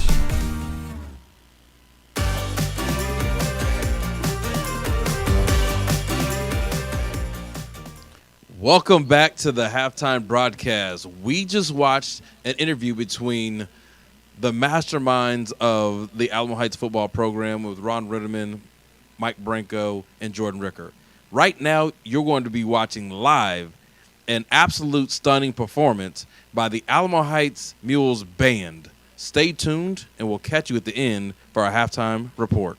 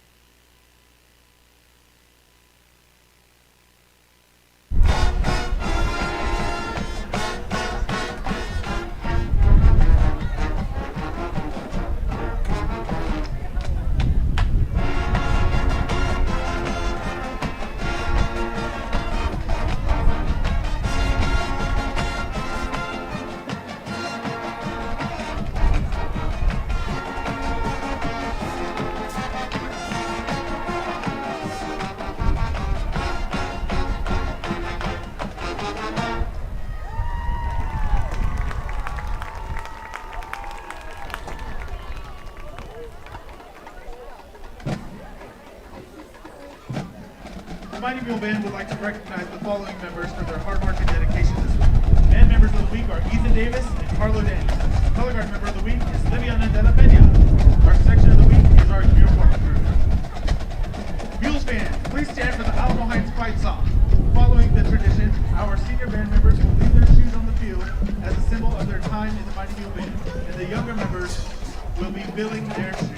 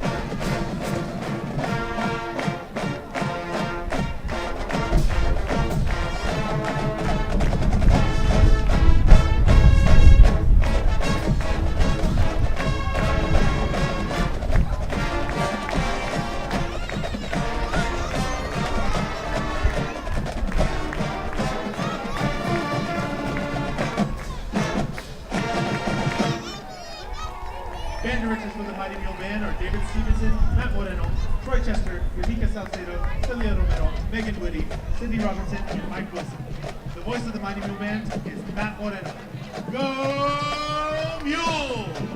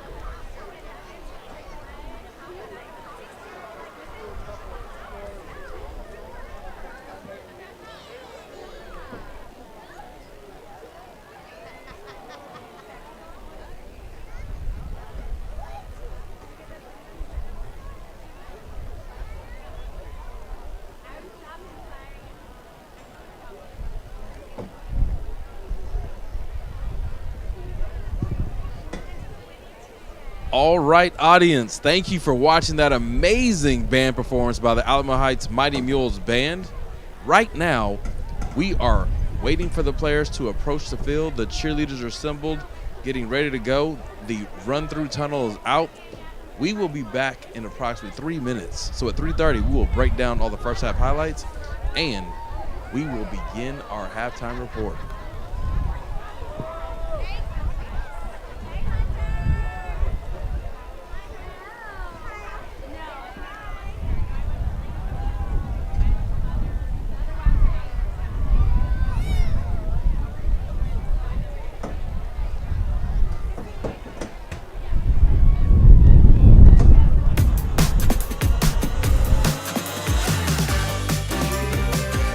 Get ready to experience the thrill of Alamo Heights sports like never before. AH Sports Media is your ticket for heart-pounding sports action. Catch all of the live coverage of Alamo Heights sports events. And exclusive insights from dedicated athletes and coaches. Don't miss out. Turn into AH Sports Media and be part of the excitement. Alamo Heights Sports brought to you by AH Sports Media. Your passion, our coverage.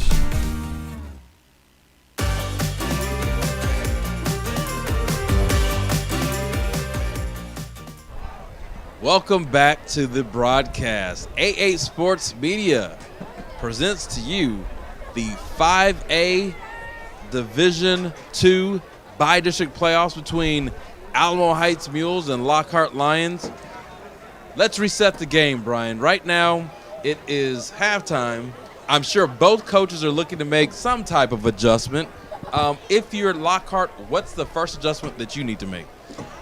Well, the first adjustment I would make is we got to be a little bit more consistent on defense, right? We were able to force Alamo Heights to punt one time. That's unacceptable. Because the reality is, if I'm Lockhart, their offensive game plan to a certain degree is working, right? You know what? They want to take away the run. We're comfortable with them taking away the run. What we're going to do is we're going to do our best to beat them with the pass. We're going to get the ball in the hands of some of our key receivers. Number one, Deutsch, right? We're going to get the ball in the hands of Nate Gonzalez, right? We're going to put the ball in the hands of our most talented receivers, and we're going to let them get to work, right?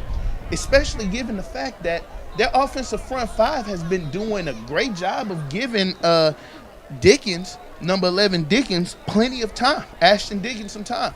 Right, so the adjustments I would make is be more consistent on defense, force Alamo Heights into a 3rd and long, 4th down situation, make them kick the ball away, and then continue to establish our pass, be way more consistent on offense.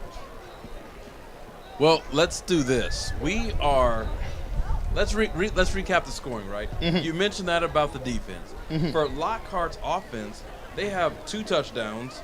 They have a 23-yard touchdown for Dickens, who ran it in. Mm-hmm. Their second touchdown was a 34-yard pass from Dickens to Frohock.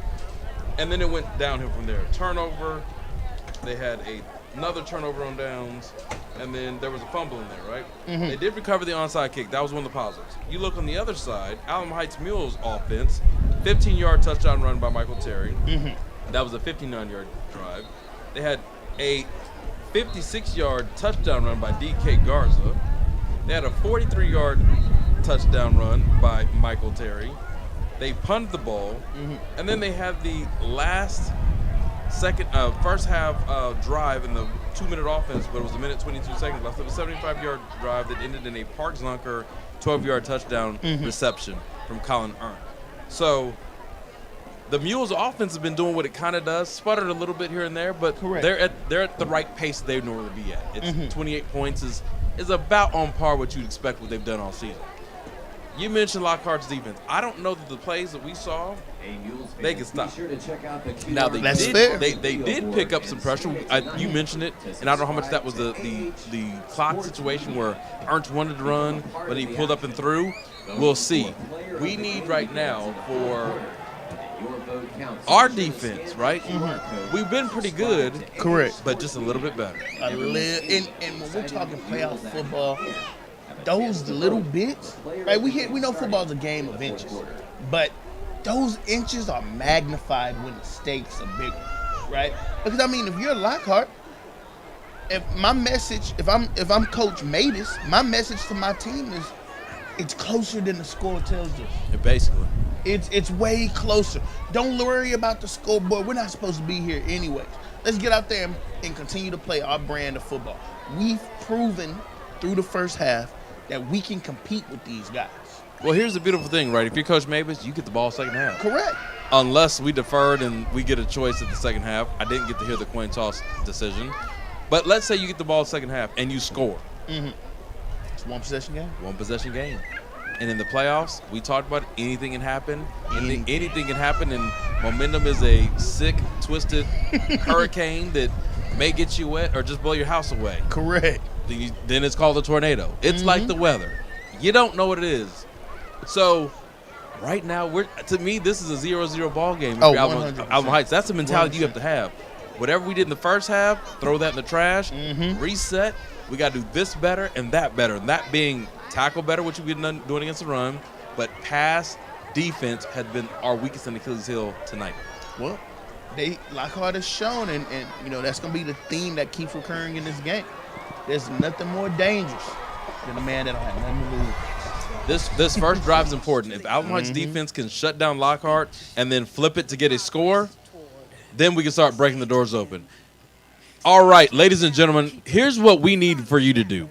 At the end of this game, we're going to need you to pick an offensive and defensive player of the game. That will open up in the beginning of the fourth quarter. To do so, you must be a subscriber to our AA Sports Media channel. You're already watching there, so just click subscribe. Then you will vote in the live chat area where you will vote for the player of the game. We will put up the nominations as we get closer, but we want you to be ready and prepared, so make sure you like and subscribe to the AA Sports Media channel. Keep it locked right here. We are about to begin the second half of play. We're going to step away for a quick second for a quick commercial break. Stay tuned for return of the second half and the Mighty Mighty Mules football team here on AA Sports Media. Our passion, our coverage. Get ready to experience the thrill of Alamo Heights sports like you've never seen it before. AA Sports Media is your ticket to live action sports. Catch all the live coverage of Alamo Heights sports events. And exclusive insight from dedicated coaches and athletes. Don't miss out. Be sure to tune in to AA Sports Media to be part of the action.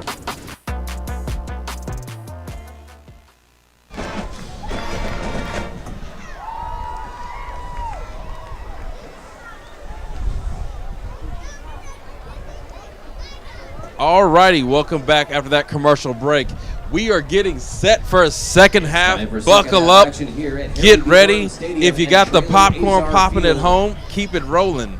If you got an ice cold beverage, keep it icy. Or if you opted for a warmer cocktail of sorts like hot chocolate or a cafecito cappuccino, do what you like.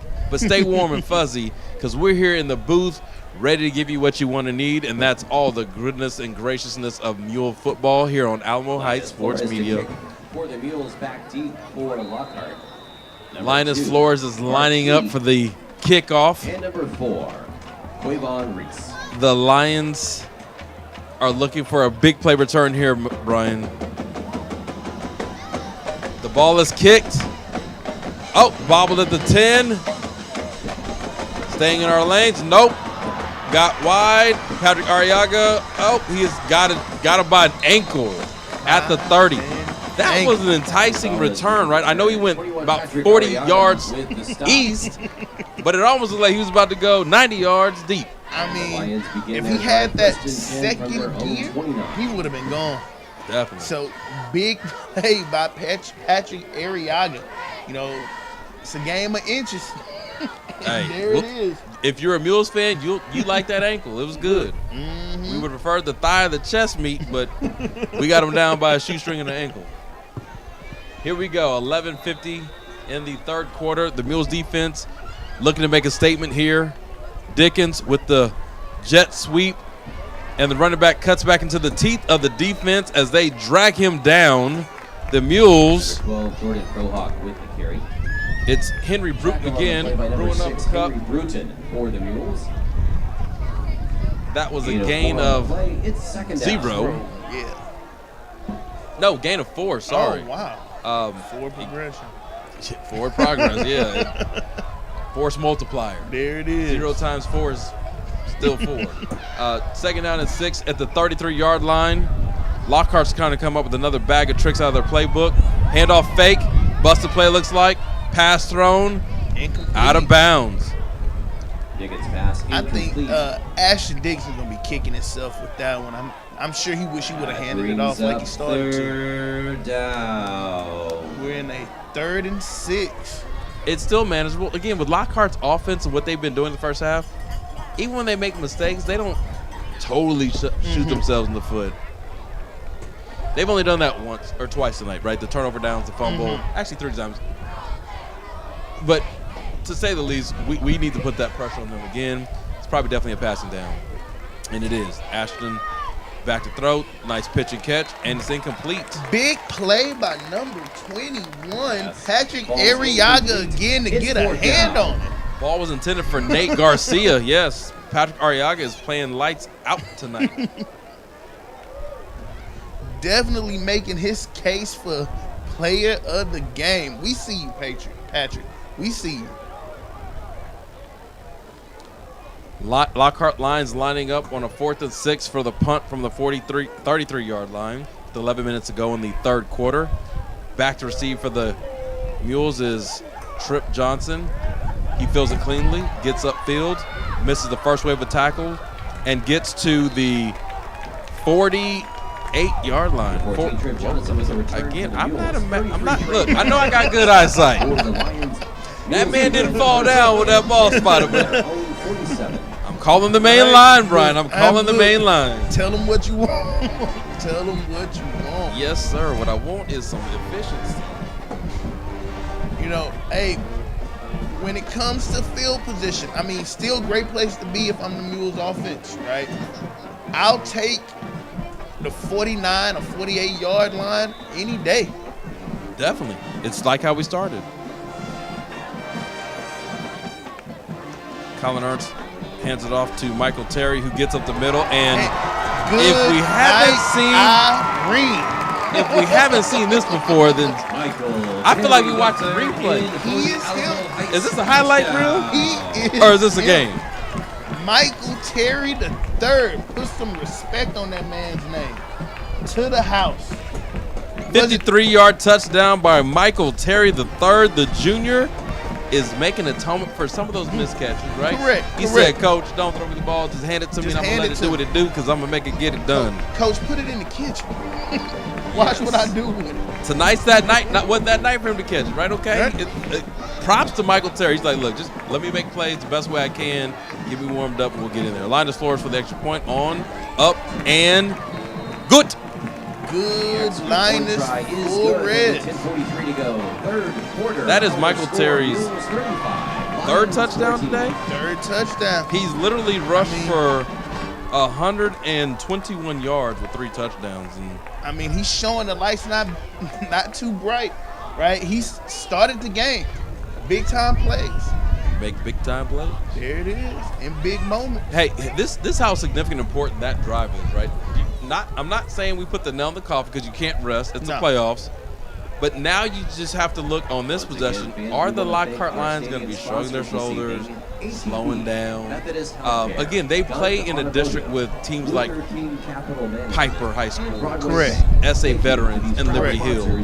Those games, their scores were in the 40s. Mm-hmm. And they were able to score in the 30s and sometimes 40s. So, again, we can't put them to bed yet. I mean, we want to try to put them to bed, but we can't, as the audience, think that this game's over. Oh, no, not by any means. You know, and I'm going to keep saying it because it's a theme that I feel really applies. And, you know, a recurring element of this game is they don't have much to lose. No. So, I mean, hey, if it's by an inch or by a mile, we're going to fight and we're going to make this game as long as possible. Here we go. Linus Flores on the kickoff. He kicks it deep. It is going to be, stays in bounds. He picks it up. He does. And are we running in our lanes? Yes, we are. Tackled at about the 11. That's a really good kick by Linus Flores. Correct. And, I mean, kudos to Linus. Linus showed, hey, I'm here to play too. Don't forget about me. Another plug, play of the game. Hey, we don't have a special teams guy. But I will say, based on what we've seen all year, tonight's been flawed. Yes, 100%. I think they were just messing with our emotions all season to, get us anxious, something to worry about something else while they worked on everything else. Hey, I mean, we talk about winning on 3 phases of the game. You can't forget about the special teams. Definitely. You got to be special in the special teams. If you're not special there, where can you be special? Correct. So here we go. Ashton Dickens calling over Nathan Gonzalez. Ashton looking to run. He had some blockers in front of him, but the Mules defense was quick to respond. 21 Patrick Arriaga. I mean, if you're Lockhart, you can't get away with what you were doing early, right? Don't try to fall back to the run now. I mean, you've been showed all game long that you were comfortable passing the ball. Keep on that the play. same energy. It's second down.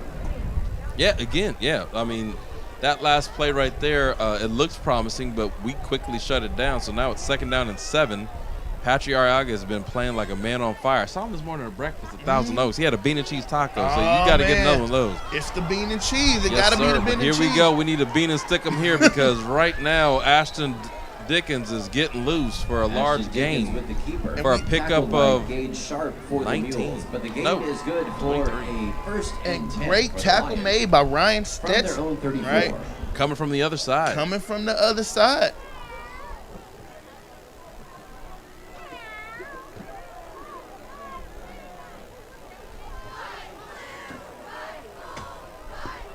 First and 10 from the 34-yard line. 22-yard. Here we go with the deep pass from. Oh, And what a broken play! Number 32. That is Blake Killian killing the game right there. Let's go, DB.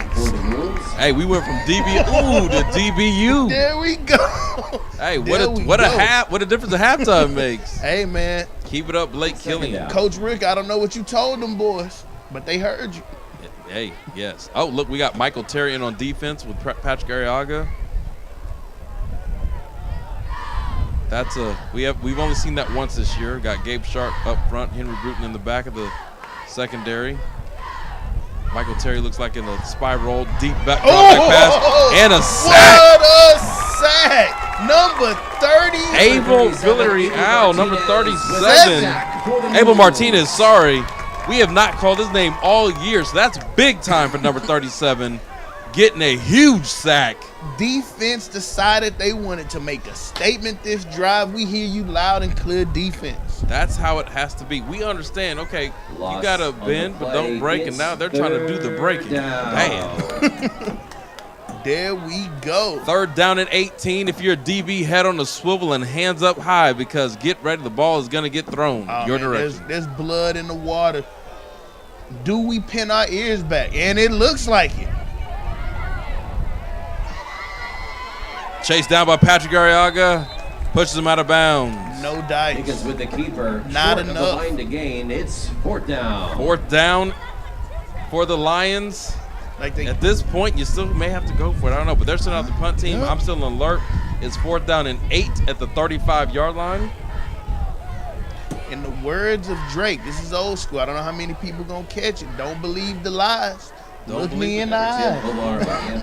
Formation for the Lions. And 8 yards away is doable. Trip Johnson back to return the punt if kicked. Ball is kicked. Trip. Great coverage by the Lockhart Lions. Trip Johnson went nowhere fast. But kudos to the Alamo Heights Mules defense for standing up strong and stout. Get the ball back to your offense, that potent Alamo Heights Mules offense. If they score here, get a microphone ready on the field because it may be time to get that old-time classic. In the words of college students around the world, at football games near and far, they score again, start the bus, warm it up. Colin Ernst calls for the ball. Michael Terry in the backfield. Hand off to Michael Terry. He gains about 5 yards on the carry, 6 yards on the carry. What a tough run. Number 5, Aiden What a Scott, tough the run. tackle. 8 of 6 on the play. It's second down. Everywhere near and far would take 5 yards. That was a positive run on first down. It wasn't the 53-yard hitter he had last time, but I'll take a 6-yard pickup. 100. Oh, 6 yards. I was thinking it was 5. Yeah, they gave him an extra yard. I think that math skill's going both ways this half. Hey, I'm not a math teacher. Neither am I. Well, I like numbers. Here we go. Michael Terry on the carry again. Oh, no, the keeper by Colin Ernst. It's Colin Ernst to the house. Start the bus, ladies and gentlemen. Start the bus. It's a cold. Let's get it warmed up. I'm just making sure there's nothing yellow other than Alamo Heights colors on the field. The only yellow I see is on the letters surrounding Mule. Yes, sir. Check this replay out of Colin Ernst getting down and dirty like a 730 for a touchdown. You know what it comes? It feels like this. Kyle Ernst has been quiet tonight. He has. He's like, wait, hold up, Michael Terry got 3 touchdowns. Let me get in on it. Let me get a little I need some love too. All year I've been scoring. Now I got to get me one to the playoffs. That's his first playoff touchdown of his career. Holy in this manner. Oh, we got a block kick.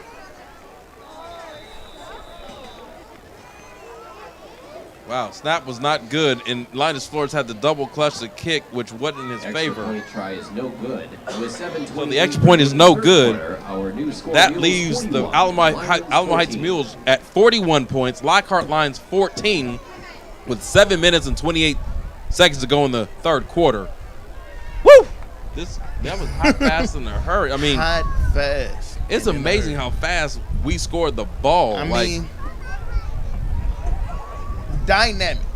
That's the only word that comes to mind when I think about this Mules offense. I mean, there's so many different ways that they can score, and so many different people who, with the ball in their hands, is a threat. Definitely. So, I mean, speaking of threat, how about this, fans? Make sure you're a subscriber of the Alamo Heights Media Sports Media YouTube broadcast so you can vote for Player of the Game. Colin Ernst, I think he just entered the race. I don't know. You tell us when it's time to vote. Make sure you subscribe to the channel, vote in the live chat, which will open in 7 minutes and 28 seconds. That's the fourth quarter. Again, AH Sports Media bringing you Alamo Heights football coverage live tonight. And if we keep this up, it'll be live again next week. Don't want us to be too early. I know Brian's getting the keys out of his pocket, but I know Linus is going to kick this ball where it needs to go. Hey, I'm just worried about that. You know, I want him to be comfortable. So do I. I want him to feel good. It's a cold. Here we go, return. Let's build the wall. Minimal gain here. Ball's being returned back to the 21-yard line. 1st and 10 there is where the Lions will start. Their third possession of the second half. So right now, everything's open for the Lion Lockharts. I don't care if you run, you pass, you kick it. Look, you just got to be competitive on this drive. However you get it done, it's going to be the will of wills or the will of won'ts. Correct. I mean, we saw earlier them bringing out the double forward pass. I mean, the double pass. So, I mean, this is a perfect time to bring it out again. Last time they did it, it was wide open. I don't think it'd be a wide open. Our secondary is playing. We got people blitzing now. Here we go. The handoff. Stuffed at the line of scrimmage. I want to bring up something you said earlier in the game. We talked about the O-line being nasty and feisty. I haven't seen that. Man. The war of attrition, right? It seems like, you know, all game, and to your point, there was a game within a game. You saw this feisty, stout Lockhart front five going up against equally feisty, stout front four, in some cases front seven, right? 6 or 7 on the defensive side, right? When we factor in those linebackers, and for a lot of it, Lockhart came out on the positive side. That doesn't appear to be the case anymore. No, this is kind of like how their season's gone. They've been in games. I talked earlier to you. We talked earlier about the Veterans Memorial game with Lockhart. They were up 14-0, and then SA Veterans Memorial just came back. Like, boom, they left the door open. I think that's the MO for Lockhart, is they put up a good fight early, but they leave the door open. Here we go with Ashton Dickens with the attempted pass, decides to run. Slowed down a little bit by Patrick Arriaga, who then he Superman's out of bounds. Got him. Soldier Boy would have been proud. With the keeper. But he does pick up a sizable gain, which moves the chains for a Lions first down. All right, and back to the issue with them. I don't know if it's, and you know, as a lineman, I never want to question another lineman's physical fitness, right? That's not what I'm trying to do. But what I saw was number 75 on. Looks like he was the left tackle. Just got absolutely obliterated. And that's not something that we saw the entire game long, right? So it definitely questions, right? And we saw it again. You know, same guy pulled to the right side of the line. Absolutely blown up. Yeah, I mean, again, I don't know if it's the fact they kicked Lauren Christensen inside, so he's disrupting the power run game, but whatever it is, it's working. And it changed. There was a line, a front five that, I mean, on certain pass plays, Diggs had 4 or 5 Mississippi. Now, as a lineman, man, I mean, you only guarantee 3.5. Yeah. Anything more than 3.5, man, you know, buy us a ham sandwich. And a bag of chips. And a bag of chips. Here we go. It is 2nd down and 9 from the 37. Lockhart elects to quarterback keep with Dickens, who is out of bounds. Boy, we should hand out some shoestrings tonight because that's how we've been tackling. Correct. This is a strong quarterback, so he's not going to go down easily. So I commend the Mule defenders for trying to get any piece of cloth, shoestring, sock, ankle, calf, kneecap to get the Lions down. And that, I believe that was number 20, if I'm not mistaken, William Riggs, with the effort. And I mean, when you're talking about shoestring tackles, right, that's just maximum effort. Like, I will not let you go, even if I have to be dragged by the shoelaces, right? So that's good work from the Mule defenders. 3rd down and 3 upcoming with 5 minutes and 20 seconds to go in the quarter. You know it's got to be a quarterback run. Instead, we will get a Lions timeout. Lockhart calls a timeout with 5 minutes and 21 seconds. We're going to step away for a second for a commercial break here during this timeout. We'll catch you on the other side of this commercial.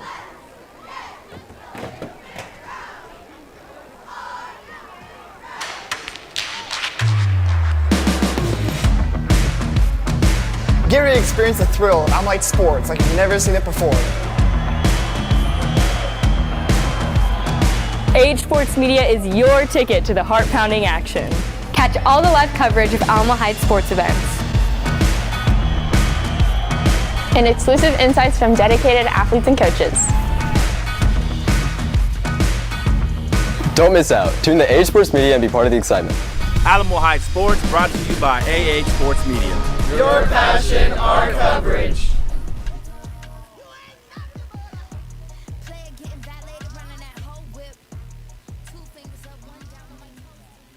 Welcome back.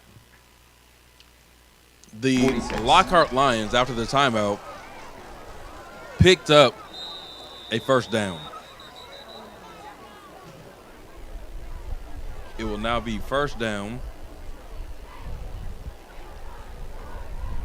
Oh, wait a minute. We have an injured player down. It looks like it's number 9, George Hill. Timeout.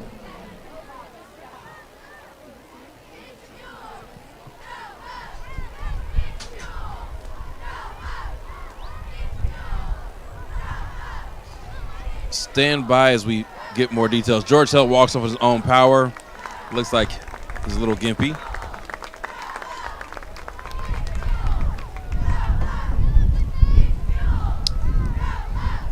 It'll be 1st and 10 from the 46 for the Lockhart Lions as they did pick up the 1st down.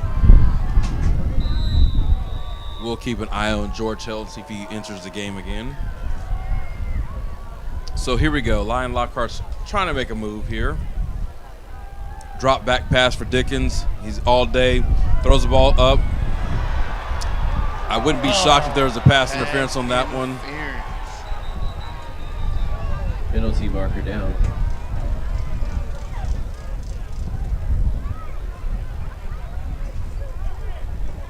Henry Bruton looks like he's down on this one. On the field comes Oliver Duffin and the medical staff. Maybe a cramp, because again, like I said, this is the hardest we've had to play in a all season since probably the game. A taxing toll on the body. Timeout. We have a rough officials timeout. We will step aside for a commercial break. You're watching Alamo Heights football on AH Sports Media. We'll see you on the other side.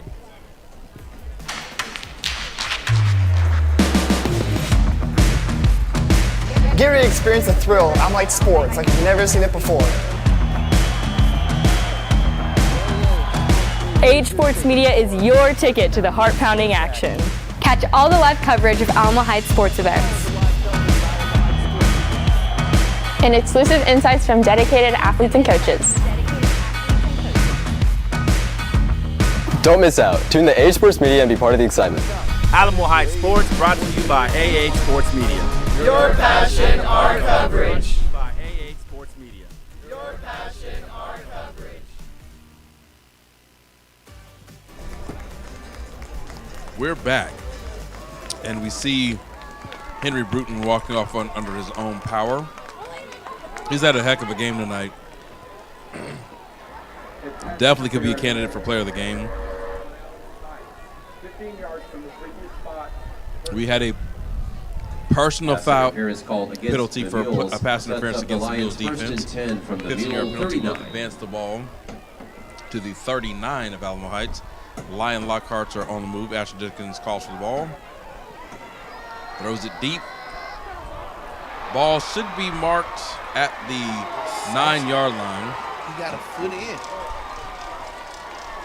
Dickens' pass is complete to number 1. Pass complete to number 1, Greg Deutsch. We haven't heard from him for a while. Haven't heard from him First in and a goal while. for the Lions from But the 9. definitely an impact player for the Lions. On the coverage on that play was Blake Killian.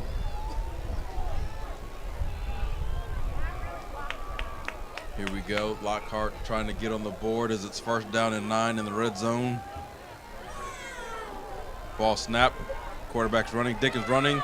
He's hard to bring down, but he is tackled by a gang of mules. Max Bacon, Oliver Duffin, and it looked like William Riggs was in on the action. It's 2nd down. Swarm and compete. 2nd down and 5 to go from the 5-yard line. The ball's marked at the 3.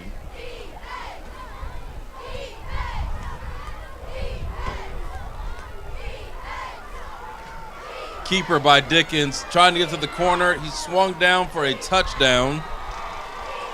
And he is in. Would not be denied. With 4 minutes and 21 seconds, Ashton Dickens and the Lockhart Lions score for the first time in this half. Bringing the score, Alamo Heights 41, Lockhart 20. That was a 79-yard drive.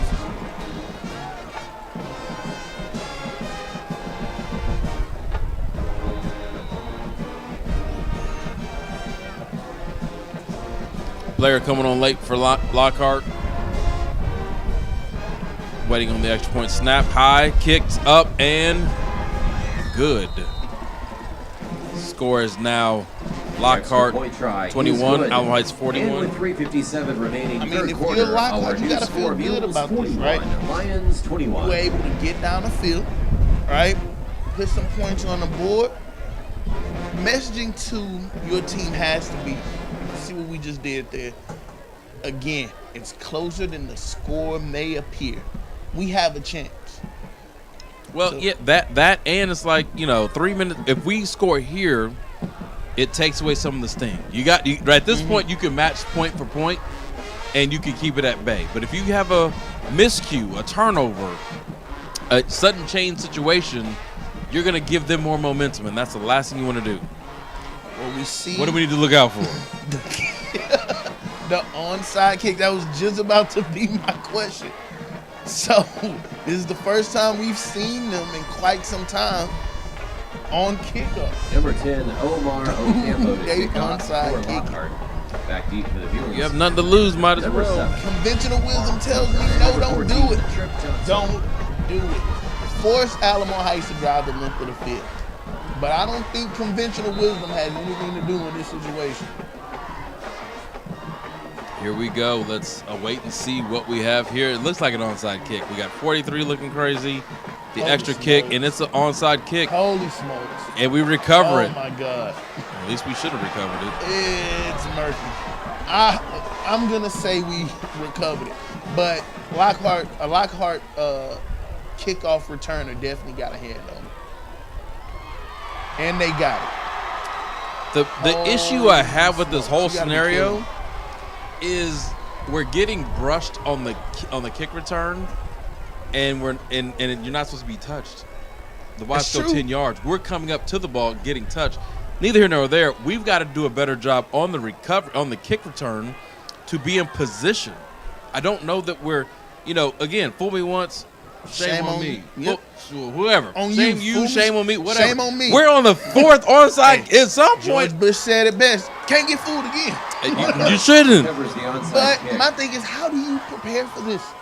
Like, how do you prepare? It's not about preparation. It's about responding with your ability. But a onside kick every single time. So move another dude with his short hands. Put her That's title. true. Put her part. Like at some point, put somebody in that area.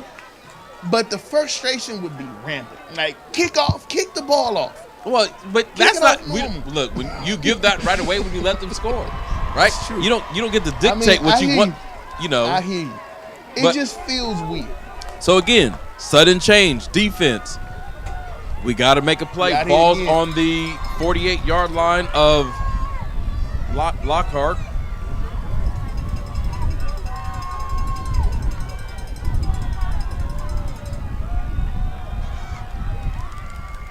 We have a run. A gang of mules. And we see a little bit of frustration on showing up on the side of the blue and gold, right? Yeah.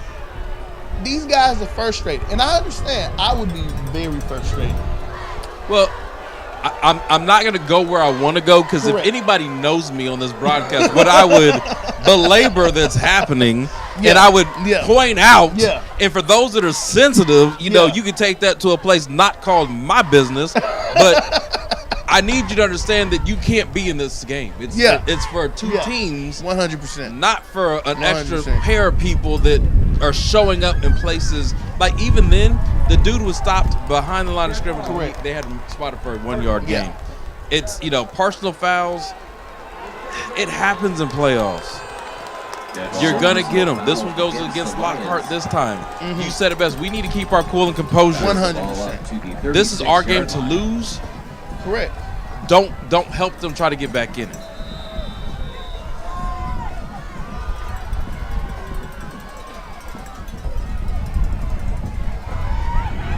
All right, here we go with a deep pass. Incomplete. Defense going to be Ariago. Yeah, number 21. Pass intended for number 12, Jordan Frohawk. Incomplete. It brings up third down. Henry Bruton. Third down and 22 for the Lockhart Lions. If you're in the stands, if you're at home, I don't care if it's the gas station. It's time for you to turn up and cheer on the Mules. Michael Terry the third. And drop back pass, looking deep, looking long, wide open, but incomplete. Great. Henry Bruton's back. Henry Bruton's back on the field, making an impact. On the play number 6, Henry DBs for the Mules. doing big time things. Down.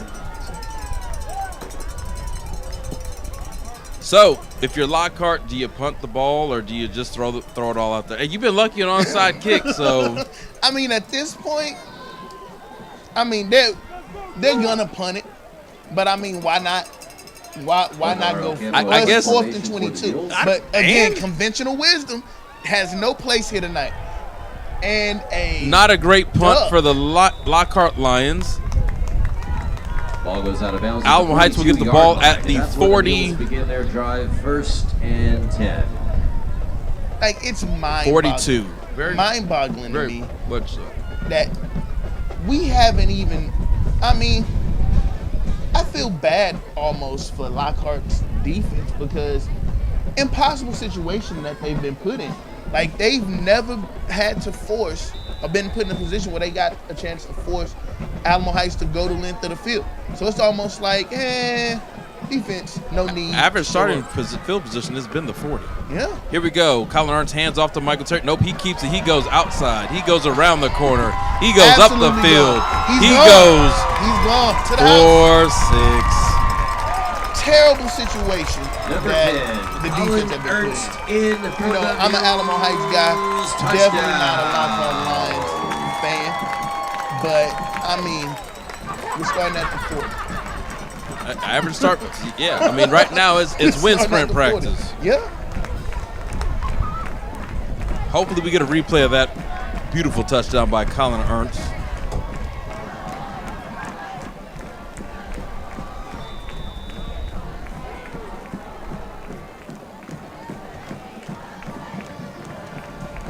Kick is up and good.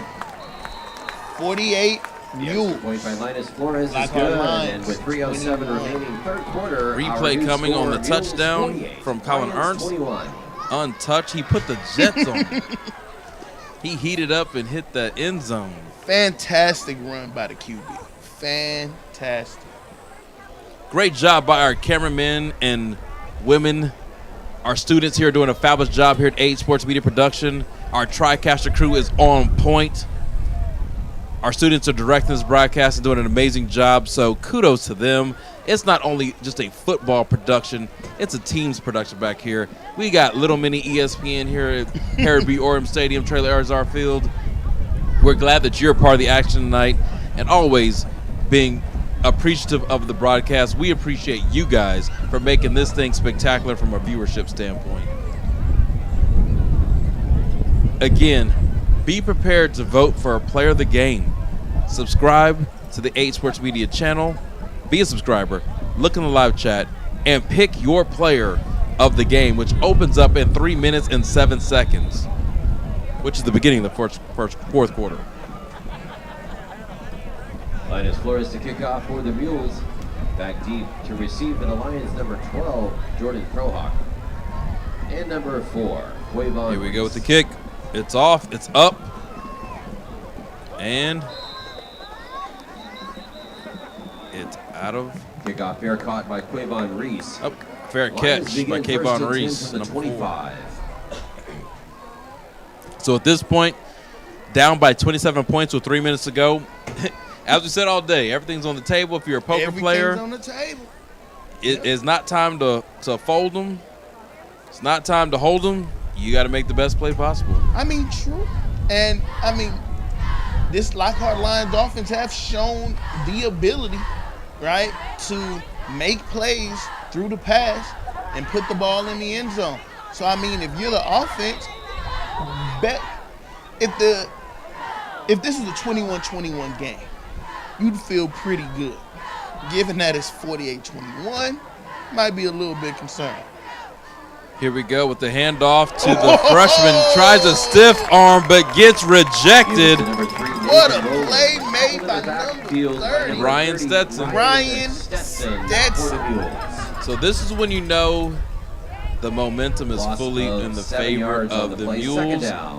They've gone away to their stud running back. They're trying to put in speed, and he's sped up to a loss of 7 on the play. So now they went from the 25 to the 17. So it really should have been a loss of 8, but I don't know, the math numbers aren't mathing. Here we go. Ashton Dickens dropping back to pass.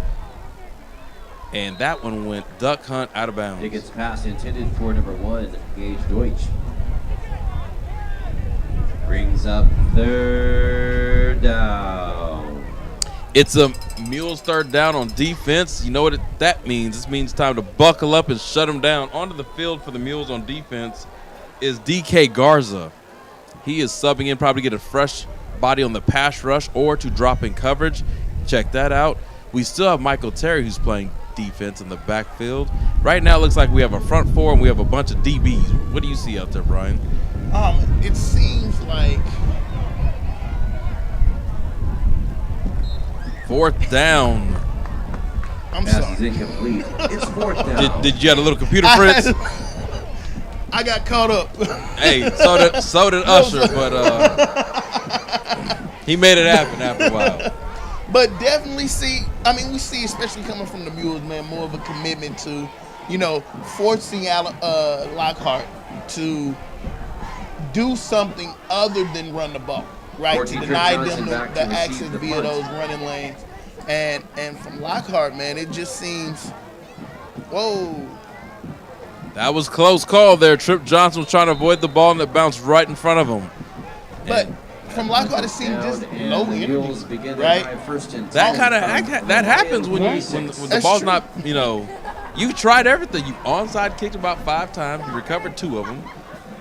You've scored 3 times, but it doesn't feel like it, even though the game's still closer than it appears, like it says in your rearview mirror. Mm-hmm. But right now is where the bow breaks, right? If they score here, we're still got a whole 12 minutes in the fourth quarter. We don't run the clock in the playoffs. No, we don't run the clock. So, you're going to be forced to fill every minute of that fourth quarter. Michael Terry in at running back. Uh-oh. And the ball is 7. Park Zunker. Making the baseball play. Way to eye the ball. Spot the ball. Listen, as much as I love the result, I don't love how it went down, right? Like, we can't do that again. Here's a replay of what we just saw. Look at Colin Ernst throwing up a prayer, and luckily Park Zunker was there to answer it. Look, if there's anybody that I'm going to trust to answer my thrown up prayer of a pass, it's going to be Park Zunker. He plays baseball, so that was like a fly ball for him. Colin Ernst hands it off to Michael Terry, and he's chugging along with the legs. He doesn't get very far, but he does get positive yardage. The clock is churning at 1 minute and 20 seconds here in the third quarter. The Alamo Heights Mules are on the move. 2nd down and 8 from the 13-yard line. Everything is wide open here. 2 on the play, 2nd down. Correct. So, LaRhon, my question to you, if you're the Alamo Heights offensive coordinator, do you try to get one play in, let the clock run down, flip the field for the fourth quarter, or do you try to get a couple plays off? Well, I mean, at this point, we're trying to get a score. It's a minute's a long time. If you don't get it after this play, it's possible to have that scenario, unless you throw it. Keeper for Colin Ernst, and it's a gang tackle of sorts by the Lockhart Lions. It's a pickup of probably 5. 3rd down. So this is where you can't go in because the play clock and the game clock aren't matched. It's 2-second differential. Okay. So right now it's 3rd down and 5. That was a gain of 3. Crucial 3rd down here because you can't get lackadaisical. You got to pick it up.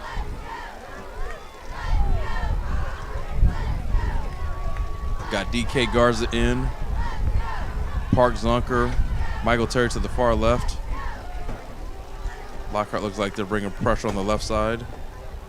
Keeper stutters up the field and touchdown. Touchdown, QB1, Colin Ernst in for the Mules. Add to touchdown. The lead. Ladies and gentlemen, wipe your eyes. No, you are not seeing things that you think aren't there. It is 54, Mules 21, Lockhart Lions. Here's what's amazingly crazy. Colin Ernst went from 0 touchdowns to like 3 touchdowns. Oh, 2, that's his 2nd touchdown overnight. Making him a candidate for player of the game, which you can vote on here in extra points up and good. That is 55 to Lockhart's 21. And at the end, let's check in with scores around the district. Veterans Memorial's up big time. 56-0 over Burbank. That is a final from the SAD Sports Complex. Liberty Hill is beating Harlandale 43-13 in the 4th quarter. Piper is beating Sam Houston 26-0 in the 4th quarter. That in and of itself is a wrap-up of the district scores. We have our score here of Alamo Heights 55 and Lockhart 21. In that Piper game, it looks like it took Piper a while to get adjusted because it was 8-0, 16-0, and finally it broke out to 17-0. Mm-hmm. Age Sports Media is your ticket to the heart-pounding action. Catch all the live coverage of Alamo Heights sports events. And exclusive insights from dedicated athletes and coaches. Welcome back to the 4th quarter after that commercial break. I was updating scores, and I just want to go back over them. We have Harlandale losing to Liberty Hill 43-13. Burbank has lost to Veterans Memorial 56-0.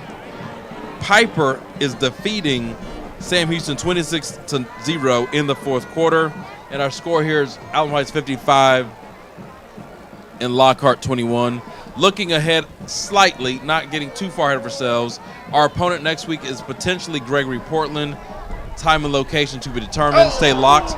Alamo Heights Mules on the kickoff pulls their own sensational magic without it being onside. It wasn't offside. It was right in the cushy middle. Ball's recovered by Alamo Heights, which means the Hammer's about to slam down once again. Special teams being special. They're about to pull that MC Hammer card. Can't touch this. No. Get your Hammer pants out.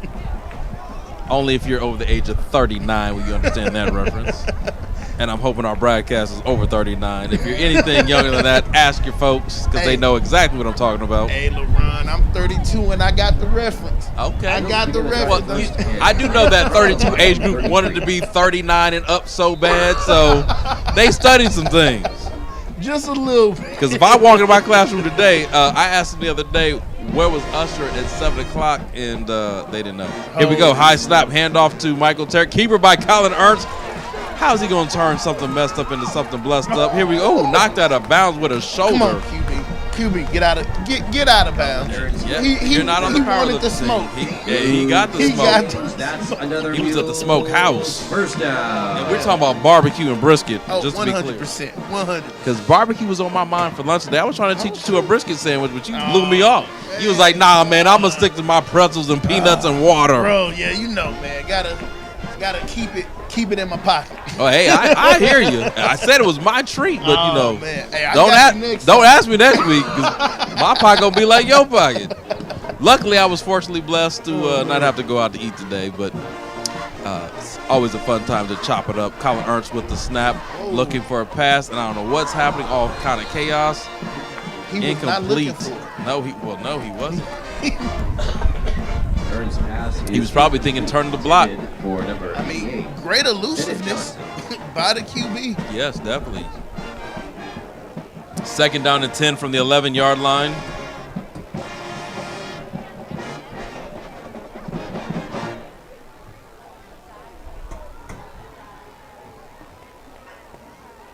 This drive started at the 30. We're at the 11. 2nd down and 10. 11-11. Make a wish if you believe in that. And you know my wish is to be in Jerry World with this Alamo Heights Mules team. Hey, when you wish upon a star. Here we go, snap. Oh, we're going straight to the speed of 10. Up, cut up, caught up at the 1. Touchdown. They give him the touchdown. Let's watch this replay of Colin Ernst cutting up. Ernst in for the Mules. Touchdown. No replay. Touchdown, Colin Ernst. Replay it in your mind or hit rewind on the dial of YouTube. What a play. And this young man has just, whoa, we got laundry on the field. Flag on the play. Well, let's see what's on the field because we may not have a touchdown.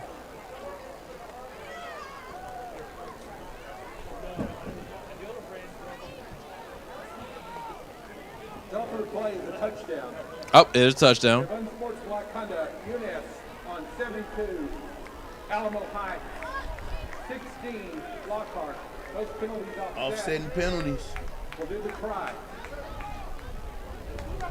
So the touchdown stands. Touchdown does stand. Touchdown stands. There will be no penalty yards. All right, let's get ready for this extra point. Touchdown for the Mules.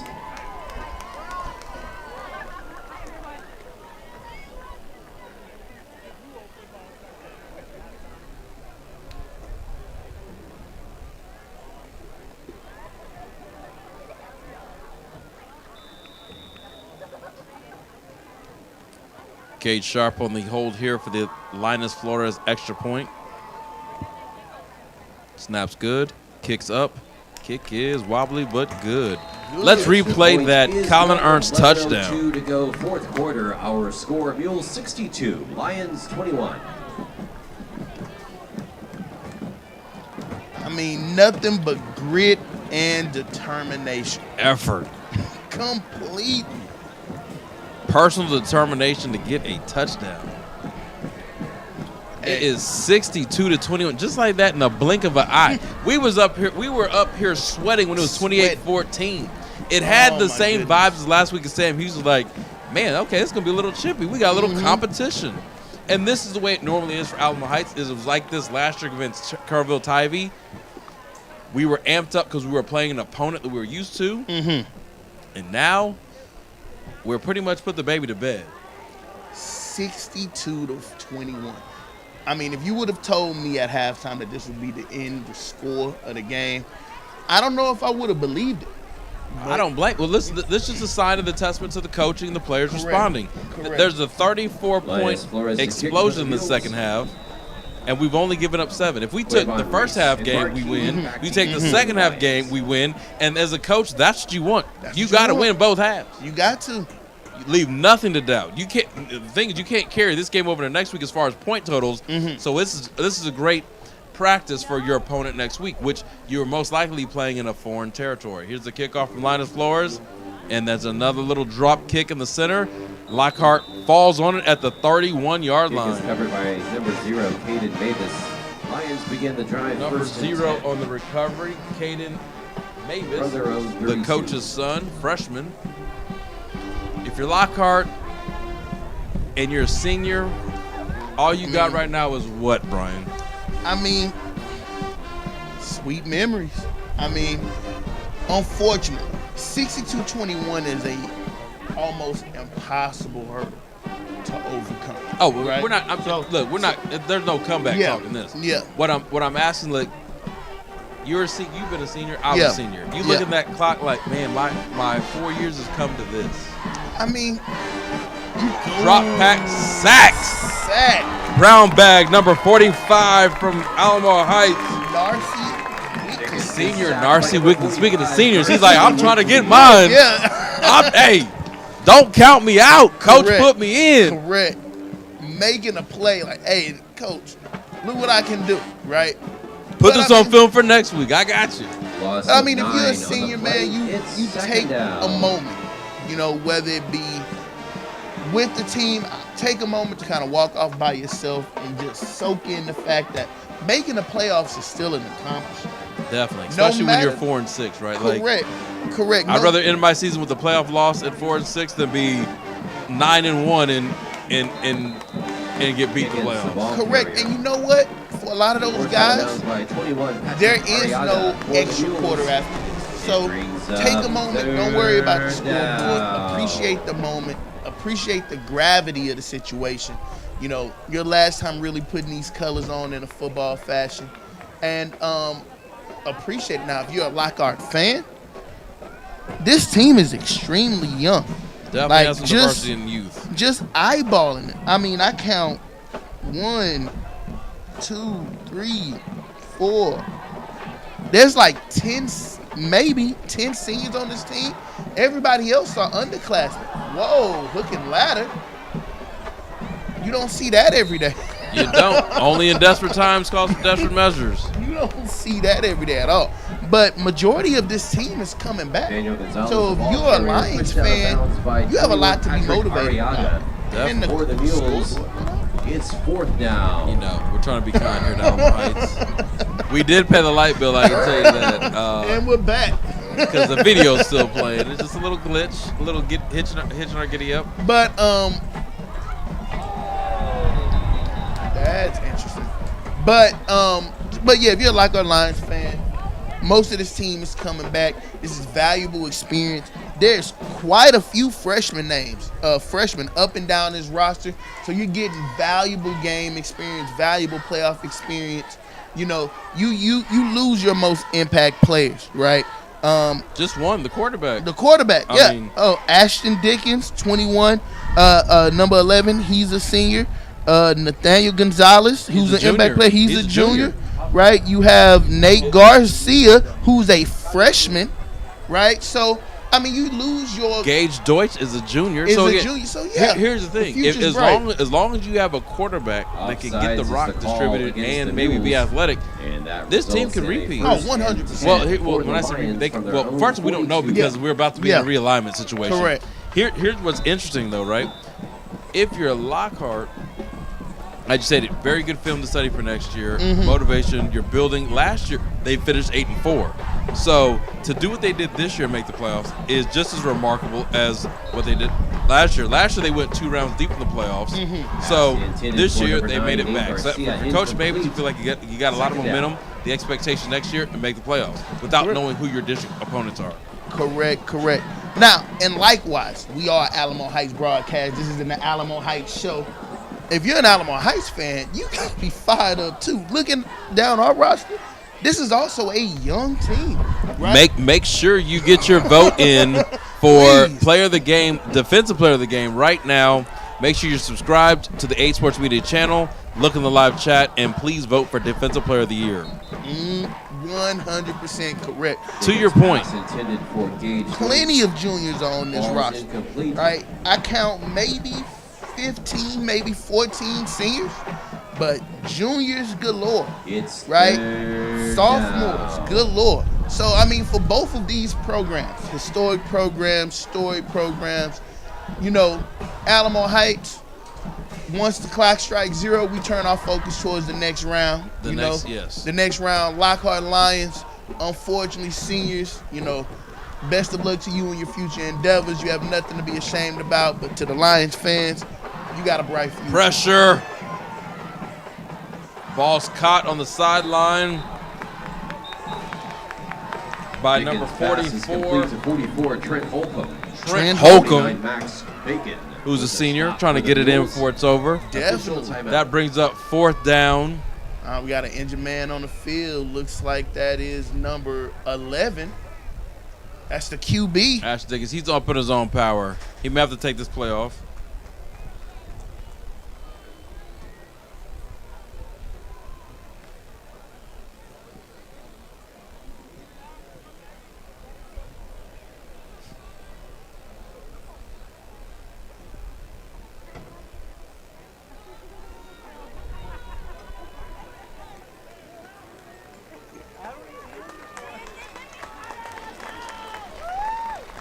Looks like the QB for Lockhart. Dickens is walking off the field under his own power. Definitely hope everything's all right. Young man has a bright future. Incredible athlete. Incredible athlete. He's on their powerlifting team, so his senior season isn't all the way over. If he's anything frustrated about the outcome of this game, he will definitely work out and lift it off his shoulders. Yeah, he's going to be good. Definitely going to be good. In interesting news in 6A, Judson Rockets are walloping the Clark Cougars, and I didn't see that one coming. Definitely didn't see that one coming.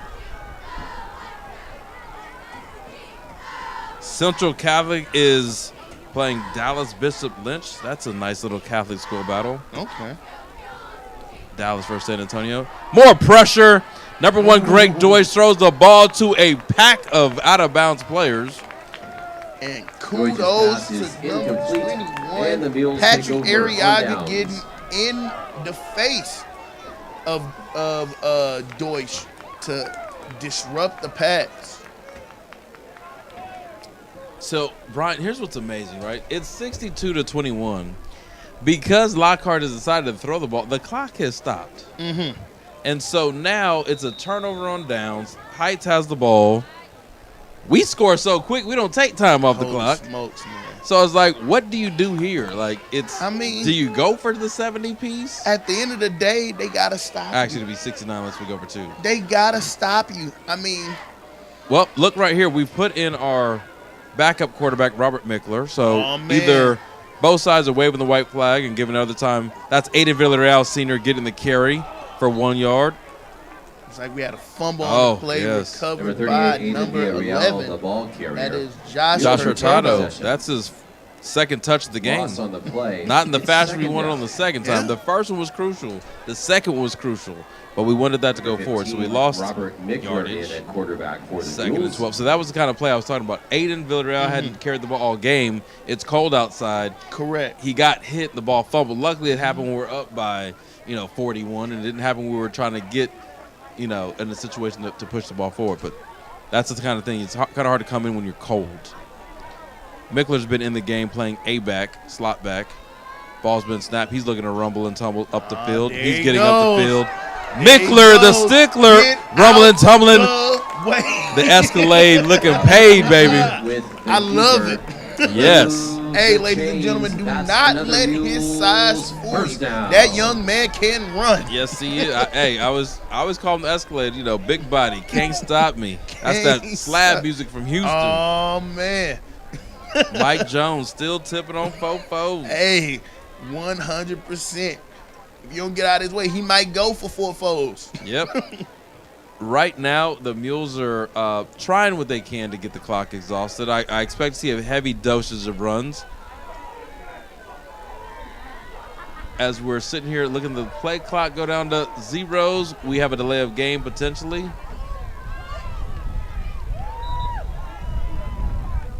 Handoff going nowhere fast. Thomas Gutierrez, the ball carrier. Second down and 10 from the No gain. 33. Second down.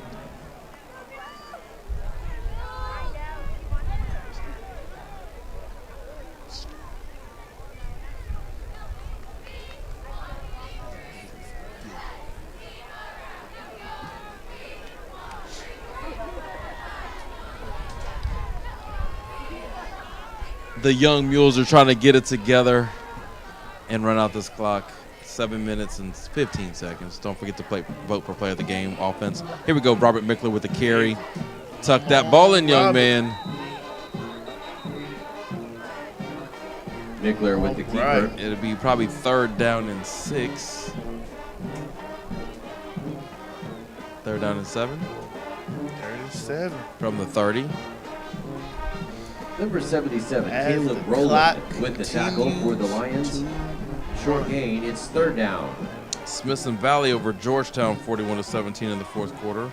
Bernie Champion down 30-14 to College Station in the 4th quarter. Oh, wow. Wagner down by 28 to College Station A&M Consolidated in the 4th quarter. Cedar Park over New Braunfels Canyon. Taft is losing. Taft High School here in San Antonio is losing to Laredo United 28-35. Look at the nimble feet. Look at the nimble Mickler. Did he drop the ball? Mickler. No, he didn't. Let's go. Mickler. Man, he must have went to Fred Astaire Dance Studio because he was on his tippy toe. 1st down. 1st down, Mules. Brennan High School beating Laredo United South 37-0.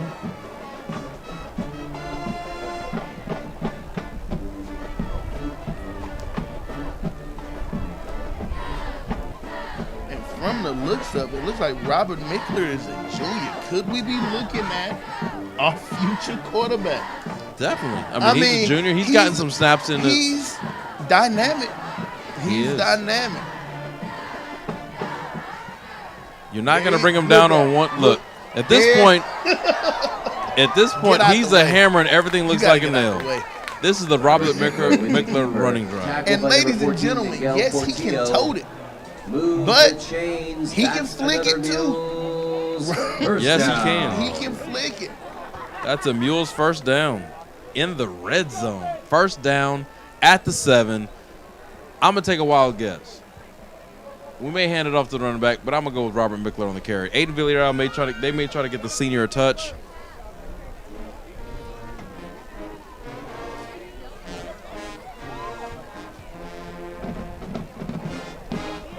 Handoff, stopped at the line of scrimmage. That may have been just to give Mickler a breather. Aiden Villarreal, the ball carrier. Short gain on the play. Tackle by number 16, Tyler Stack.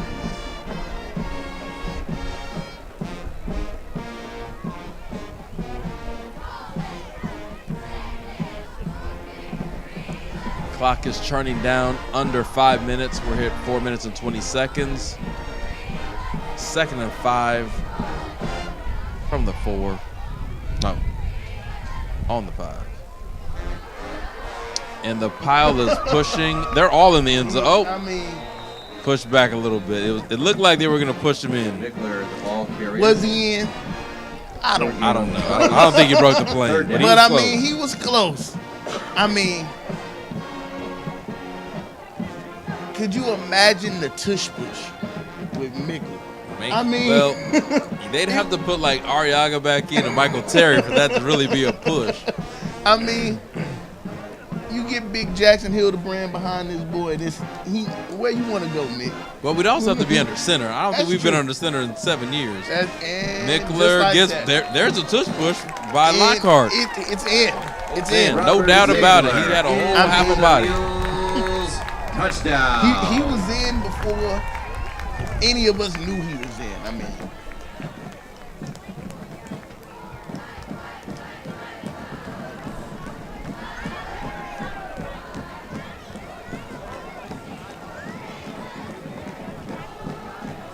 all right, after the extra point, we'll load up the replay so you can see the beautiful push. In for the hold right now is Oliver Duffin, and we have Henry Bruton kicking the extra point. Changing everything up. Hold up, kicks up, and ain't nothing changed. It's all good here at Harry B. OREM Stadium, Traylor AZAR Field. You are watching Alamo Heights playoff football on AH Sports Media. Here's the replay of the tush push.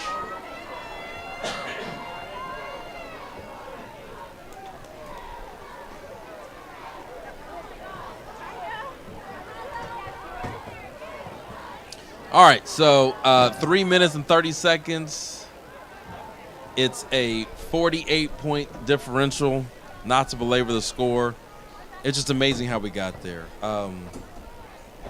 It's just amazing year over year when you see the same production. It makes you just believe. I love the resilience of this football team tonight because they could have easily responded in a different fashion. But because of the hard work and the coaching, they didn't fold like a wet tent. They found a way to figure it out. Well, I mean, this is a culture win, right? We talk a lot about this Alamo Heights culture, what it looks like, right? Particularly when it comes to, you know, the game of football. I mean, you saw it on full display tonight. We didn't make a ton of mental mistakes, right? We played great on all 3 phases of the ball. We faced adversity and we responded in kind. We were coachable. These guys went into the locker room at halftime. It was 28-14. They could have put their head down, poor me, start blaming each other, pointing fingers.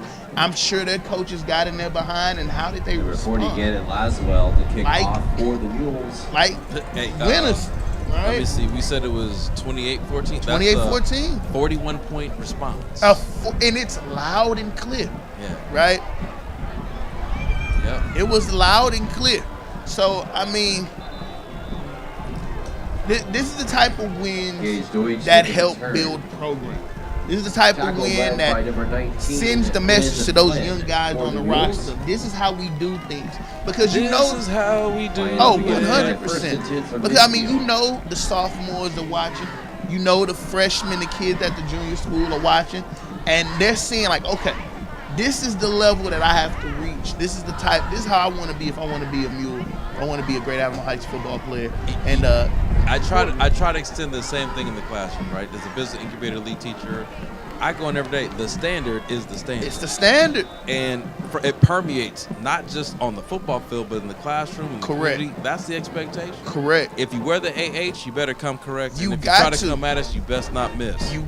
What they say, you shoot for the king, you come for the king. Yeah, but also heavy's the head that wears the crown. There so it is. They got to keep it lifted, right? 100%. So I would assume this drive is going to lead us down to about a minute or so. It may end up in a Lockhart score just because, you know, it's a lot of cold bodies out there. 100%. My man, number 62 on Lockhart. Legal procedure. Jalen Darby's out there making things happen. I don't know if he plays center or guard. It's second down.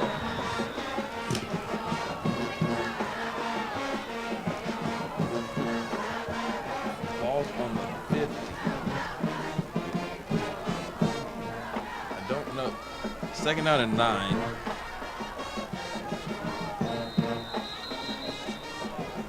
And we got a gang of mules. Daniel Gonzalez, the ball carrier. 51, Carter Salvato. Carter Salvato? Man, we at the top today because my man told me he had a stomach ache. It's third down. It looked like Mules third down. Well, hey, like I said, we're going to have some questions.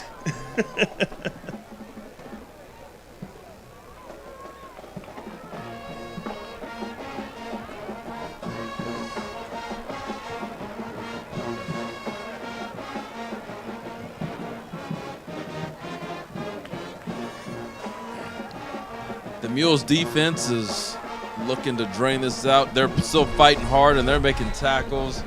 With 2:10 to go, third down and 8. That's a pickup of about 4. Tackle on the play by 23. It will be fourth down and 8 on the 46-yard line of the Mules. For the Mules. Into the game for the Mules is number 50. Landon Mendez, a sophomore. Also number 25, Joseph Zarita, another sophomore, trying to get some young guys some experience to say, hey, I know what it feels like to be on the field as a Mule. Greg Deutsch. Oh. Taking his legs out. That's a 4th down stop. Number 28, Walker Warnicky. Walker Warnicky on the stop. Junior Walker Warnicky, another business decision out there on the field. And the Mules take over on downs. And with the creative stop, man. A little tidbit and shout out to the Warnicky family. I've had the pleasure of being the teacher of Walker, the youngest brother, Carly, the middle sister, and Trinity Warnicky, who's at the College of Charleston right now. Oh, snap. Yes, Trinity used to be one of our top cross-country runners. So shout out to you, Trinity, if you're out there listening. Shout out to you, Carly, as well. Don't want to leave you. Shout out. Yeah, the Warnicky family. I've taught a whole contingent of the family.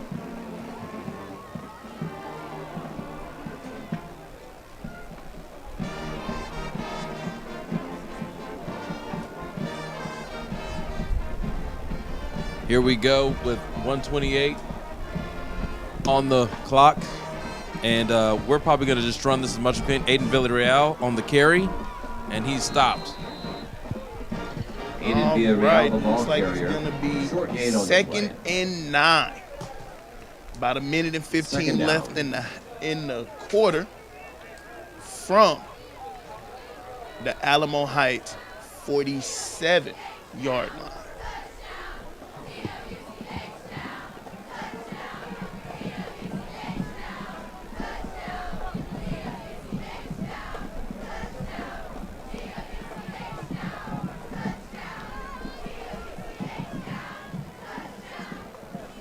All right, got a knee down. Looks like we're going to just let the clock run down.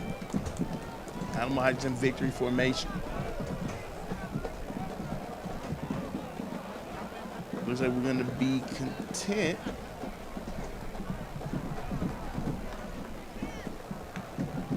Especially since it seems like we have the game clock in lockstep with the play clock. Got another knee. And looks like that will do it. Looks like Alamo Heights is going to get out of here with a win. The Alamo Heights Mules 69.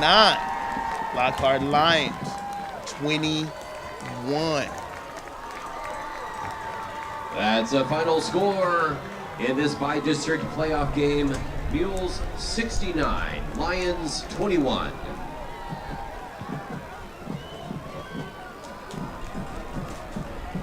And the Mules will be on to the second round of the Division II Texas 5A playoffs.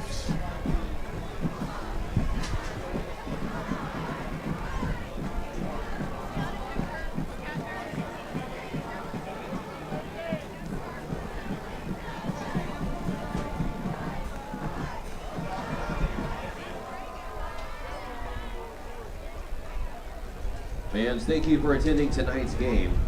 The Mules advance and will play next week.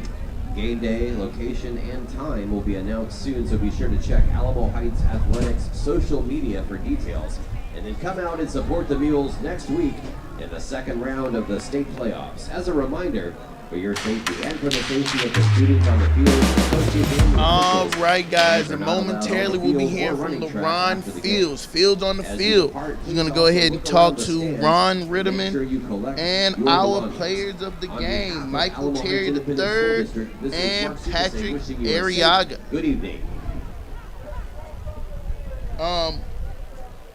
So what we're seeing here today, right, what we saw today was a complete game done by the Alamo Heights Mules, right? So one of the great things they did was respond well to adversity. And, you know, we talk about all the time how football is the game of life. But we saw that really showcase and manifest itself in this game tonight. You know, we see the Mules go down 28 to 14 at halftime. Easily, definitely easily. We could have seen this team put their heads down, feel sorry for themselves, yet they responded well, right? Went on a 41-point, actually about 48-point response at the start of the half, and win comfortably 69-21. So it's definitely going to be interesting to see how we clean up some of those miscues, make some of those necessary adjustments as we get ready for the second round of the playoffs. So soon we'll go ahead and cut to Field on the Field with some interviews from Ron Rittimann and our players of the game. So please continue to sit tight and continue to follow the broadcast. We'll hear from our on-the-field correspondents momentarily.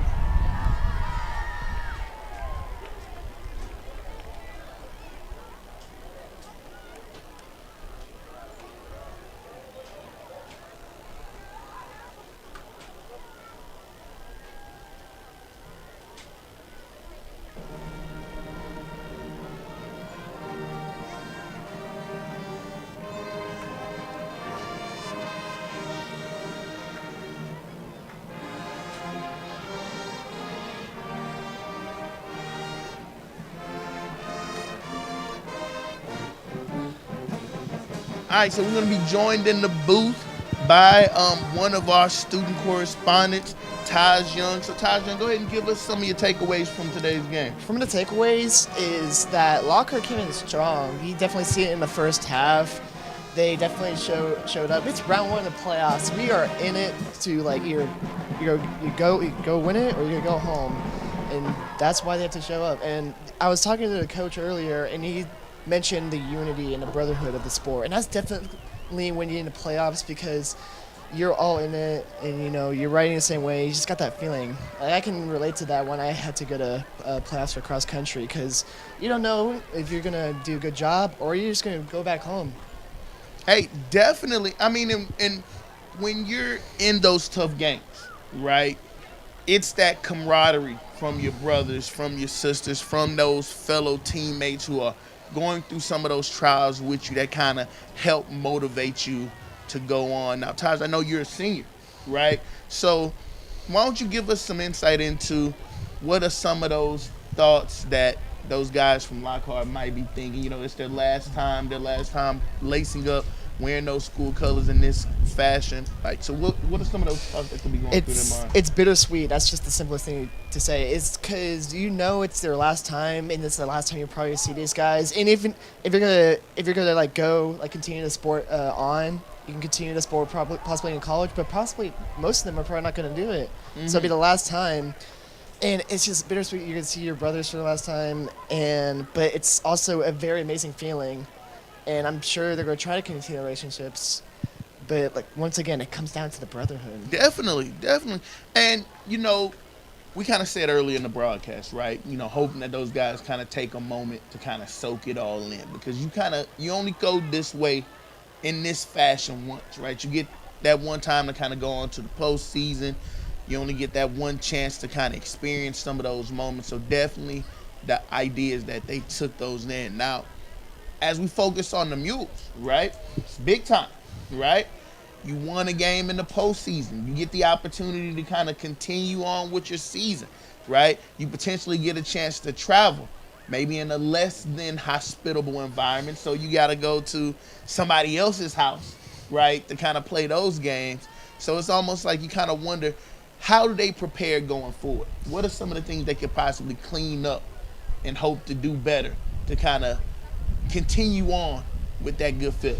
It comes down to the niche things with like, you know, the play, like punt recovery, or be able to get those blocks, following your best friend. The QB following their best friend, following your blocks to be able to get the first down. It always comes to niche things and following through all four quarters.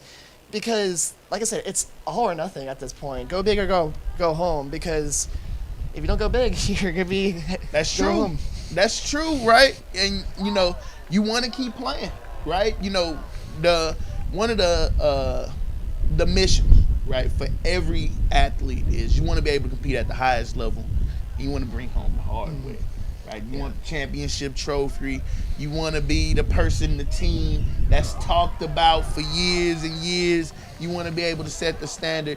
So, you know, if we're going to get to that point where we can set that standard, we can call ourselves champions, state champions, so forth and so on, right? You definitely got to make sure you clean up those little things, right? So some of those things that we might want to clean up, just thinking about takeaways from this game, right? Can't have the penalties, right? We can't be Santa Claus at Christmas. Can't be giving off the gifts that keep on giving, new life. On defense, we gave up 21 points, right? We're going to be going up against more staunch competition. So definitely you want to make sure you can kind of limit some of those positive things that the other team can take away from on offense. And of course, hey, whenever you can put up 69 points, right? That's something that we always want to make sure that we're able to keep doing, because at the end of the day, tell as old as time when it comes to these types of team sports, football, basketball, baseball, soccer, whatever. Score more points than the other guy, you're doing pretty good, right? Yeah, exactly. It's definitely, it comes down to points. And if you also prefer the player, you got to make sure you're doing the best you can possibly can. And that's definitely with matching the energy from the other team. That's something that I've noticed from Alamo Heights, and you can definitely say from last week. And they did improve on it this week, especially since, the stress of playoffs, to be able to match the energy and, making sure if you are benefiting the team. Because it is the whole team in whole, but also it can come down to the player, making sure they're doing the right block, making sure they're following the right route. It always comes down to what can I do to improve to benefit the team. Correct. And Todd, I think you make a very good point, right? Because although football is a team sport, right, there's always things you can do as an individual, right, that can help increase the likelihood that the team result will be in your favor. And you can always start with the preparation that you put into it, right? We talk all the time about the Alamo Heights way, right? Particularly when it comes to sports, when it comes to athletics, football, etc., right? So doing those little things, because again, at the end of the day, football is a game of inches, right? So those little things can become magnified and become big things. So if you do those little things correctly, you're definitely putting yourself in a position to be successful on the football field. So, Taj, we talked about some takeaways from the game, right? We talked about some ways that this team can improve, right? So my question to you is, what do you see in terms of the future of this program as we go forward, as we go into the second round, right? Right now it's looking like we might be playing Gregory Portland, right? There's a team that we've seen before. It isn't a stranger. We'll be going down to the Corpus Christi area. It's a little bit more of a drive, right? So we're a team that, like Alamo Heights, that aren't used to playing too far away from home. Do you think that drive would make a difference? I think the drive can make a difference, and also cannot. As I'm mic test reference to when I had to go to Corpus Christi for the regions. We were somewhere. This is the first time we went to Lovejoy up in Dallas, but once again, this is another time we had to go away. But I'm going to finish that thought later as we send it down to LARHON for the player of the game interview. All right, we're down here live on the field with the player of the game for the defensive side of the ball, Patrick Arriaga. You were a man amongst boys tonight. Now, I had a joke in the booth that I saw you this morning at breakfast. I don't know what you had in your bean and cheese taco, but you got to eat that again next week. How would you assess your performance today as player of the game on defense? Really, I was just spying the quarterback, and I give a lot of credit to the D-line for putting pressure on him. I give a lot of credit to George Hale. He would cover up for me. He did great tonight as well. He did also do tonight. It was a tough race. It was between you, Harry Brewington, and George Hale. But you stood out the most because you made so many key plays at the key times. It's good to know that they had your back, but it's good to know that you came alive tonight. I know you've been on defense all season. You started the game off at running back. I didn't know what to expect from you. Did you know what to expect from you today? No. I totally thought I was just going to play defense all game, and then I got caught out there. So I really tried to make the most of it. It's a playoff game. I'm going to try my best to win. Your first playoff game, how does it feel to get a W? It feels great. We're moving on, and the goal is to go to the 6th round state. So I think, play Gregory Portland next week, and I hope to win and continue on the 3rd round, 4th, 5th, 6th. Awesome. There you have it. Player of the game of the defense, Mr. Patrick Arriaga, the junior, making great business decisions on the field tonight. Thank you, Patrick. Thank you. Next up, we have the offensive player of the game, Mr. Not Do It Once, Not Do It Twice, but Mr. 3 times Michael Terry. 3 touchdowns tonight, man. You never cease to amaze me. You keep doing what you do. I love that you're the calm of the storm. When the team needs a pick-me-up, you pick us up. Yes, sir. I ask you this all the time. What's your mindset coming to the game? Tell us what you always tell us. Really, we just came out with a mindset of just going hard and just playing fast. And there was just a lot of holes that were opening up for me, and I just found it and went. What did Lockhart do today that maybe you haven't seen all year? Is there anything special that they did? Well, they were stacking the box like a lot, and so we couldn't really get a lot of runs. But we did be able to get some breakout runs that we could get. All things can't beat candy, so I got to ask you this tough question. Couple passes, missed the mark a little bit. How did you atoned for that on large touchdown runs? But what do you have to do for yourself personally? What do you want to do to make sure those catches go for touchdowns as well? Really just being consistent in practice. Sometimes I take plays off. Everybody does that, but I just have to fix it and make up for next week. No pressure. We look forward to seeing you next week, and we know you're Michael Terry III, so we know that was a blip on the radar. Thank you. That's Michael Terry, offensive player of the game. Thank you for a good game tonight. Thank you.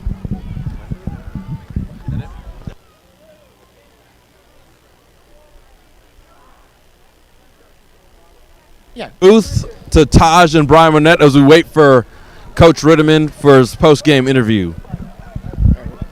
All right, guys, thank you so much, LARHON. You guys have been watching. Don't close it out yet. Sorry, don't close it out yet. Okay, sorry. Okay, I'm going to finish my thought about earlier about, sorry about that. We were talking about earlier during. So we were talking about what's the drive, the drive make the difference. And I was telling MONNETTE that, honestly, for me as a competitor, it always comes down to what you're doing yourself and what you're with your team. It doesn't matter how long the drive is, especially if you're different plays. The atmosphere is different, but we've seen them what they do in away games, and they always come out strong. And we're gonna send it down to Rittimann and LARHON for an interview. Now, Rittimann, what's up? Hey, we're here down on the field with head coach Ron Rittimann. Coach, the weather change, did it have any impact on the way the game started?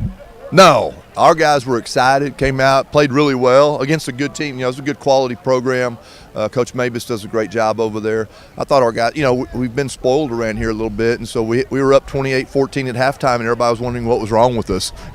The reality was it was a high school, state of Texas high school playoff game, and when you have a 2-touchdown lead at halftime, you're probably playing pretty well.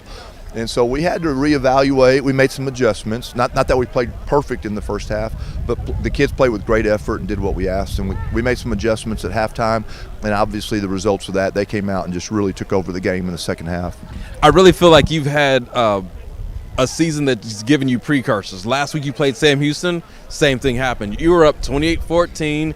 It felt a little uneasy because you're right. We are spoiled. I would be the first one to admit it. I was nervous in the press. Hey, what's happening? We're only up 14. But I knew that you guys would go in the locker room and get it corrected.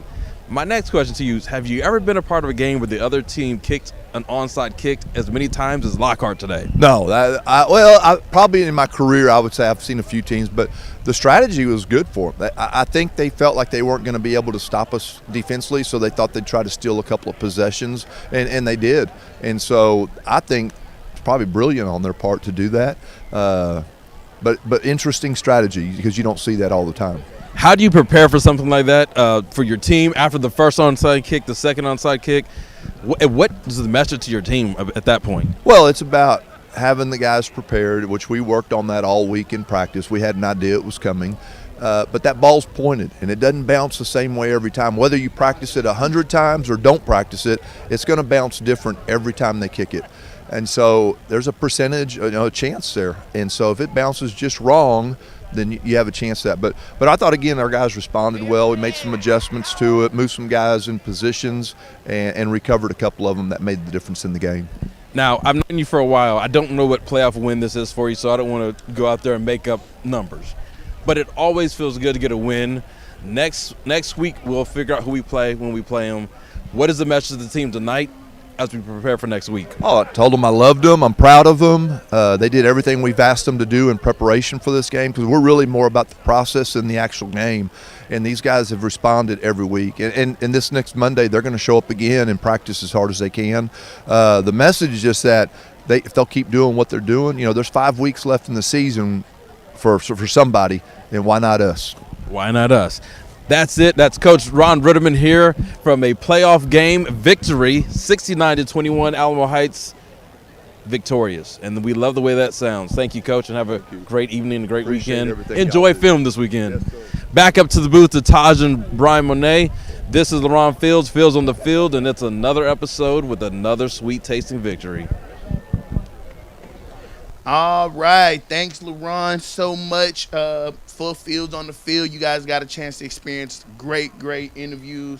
So we're going to go ahead and close it out. I want to thank you guys for tuning in, for watching Alamo Heights Mule football. As always, this is brought to you guys by Alamo Heights Sports Media, which is a student-led production. This production is directed by our wonderful leader, Mr. John MUNOZ. And as always, guys, this production would not be possible by the students who help participate and make this thing possible. Those students make up our Alamo Heights Sports Media team. Guys, remember, this is a student-led production. As always, we want to thank our contributors who help make this program possible. Again, thank you guys so much for tuning in to this broadcast of Alamo Heights football, where we saw the Mules go ahead and win this thing 69 against Lockhart Lions by a score 69-21. Thank you guys again, and have a great rest of your evening.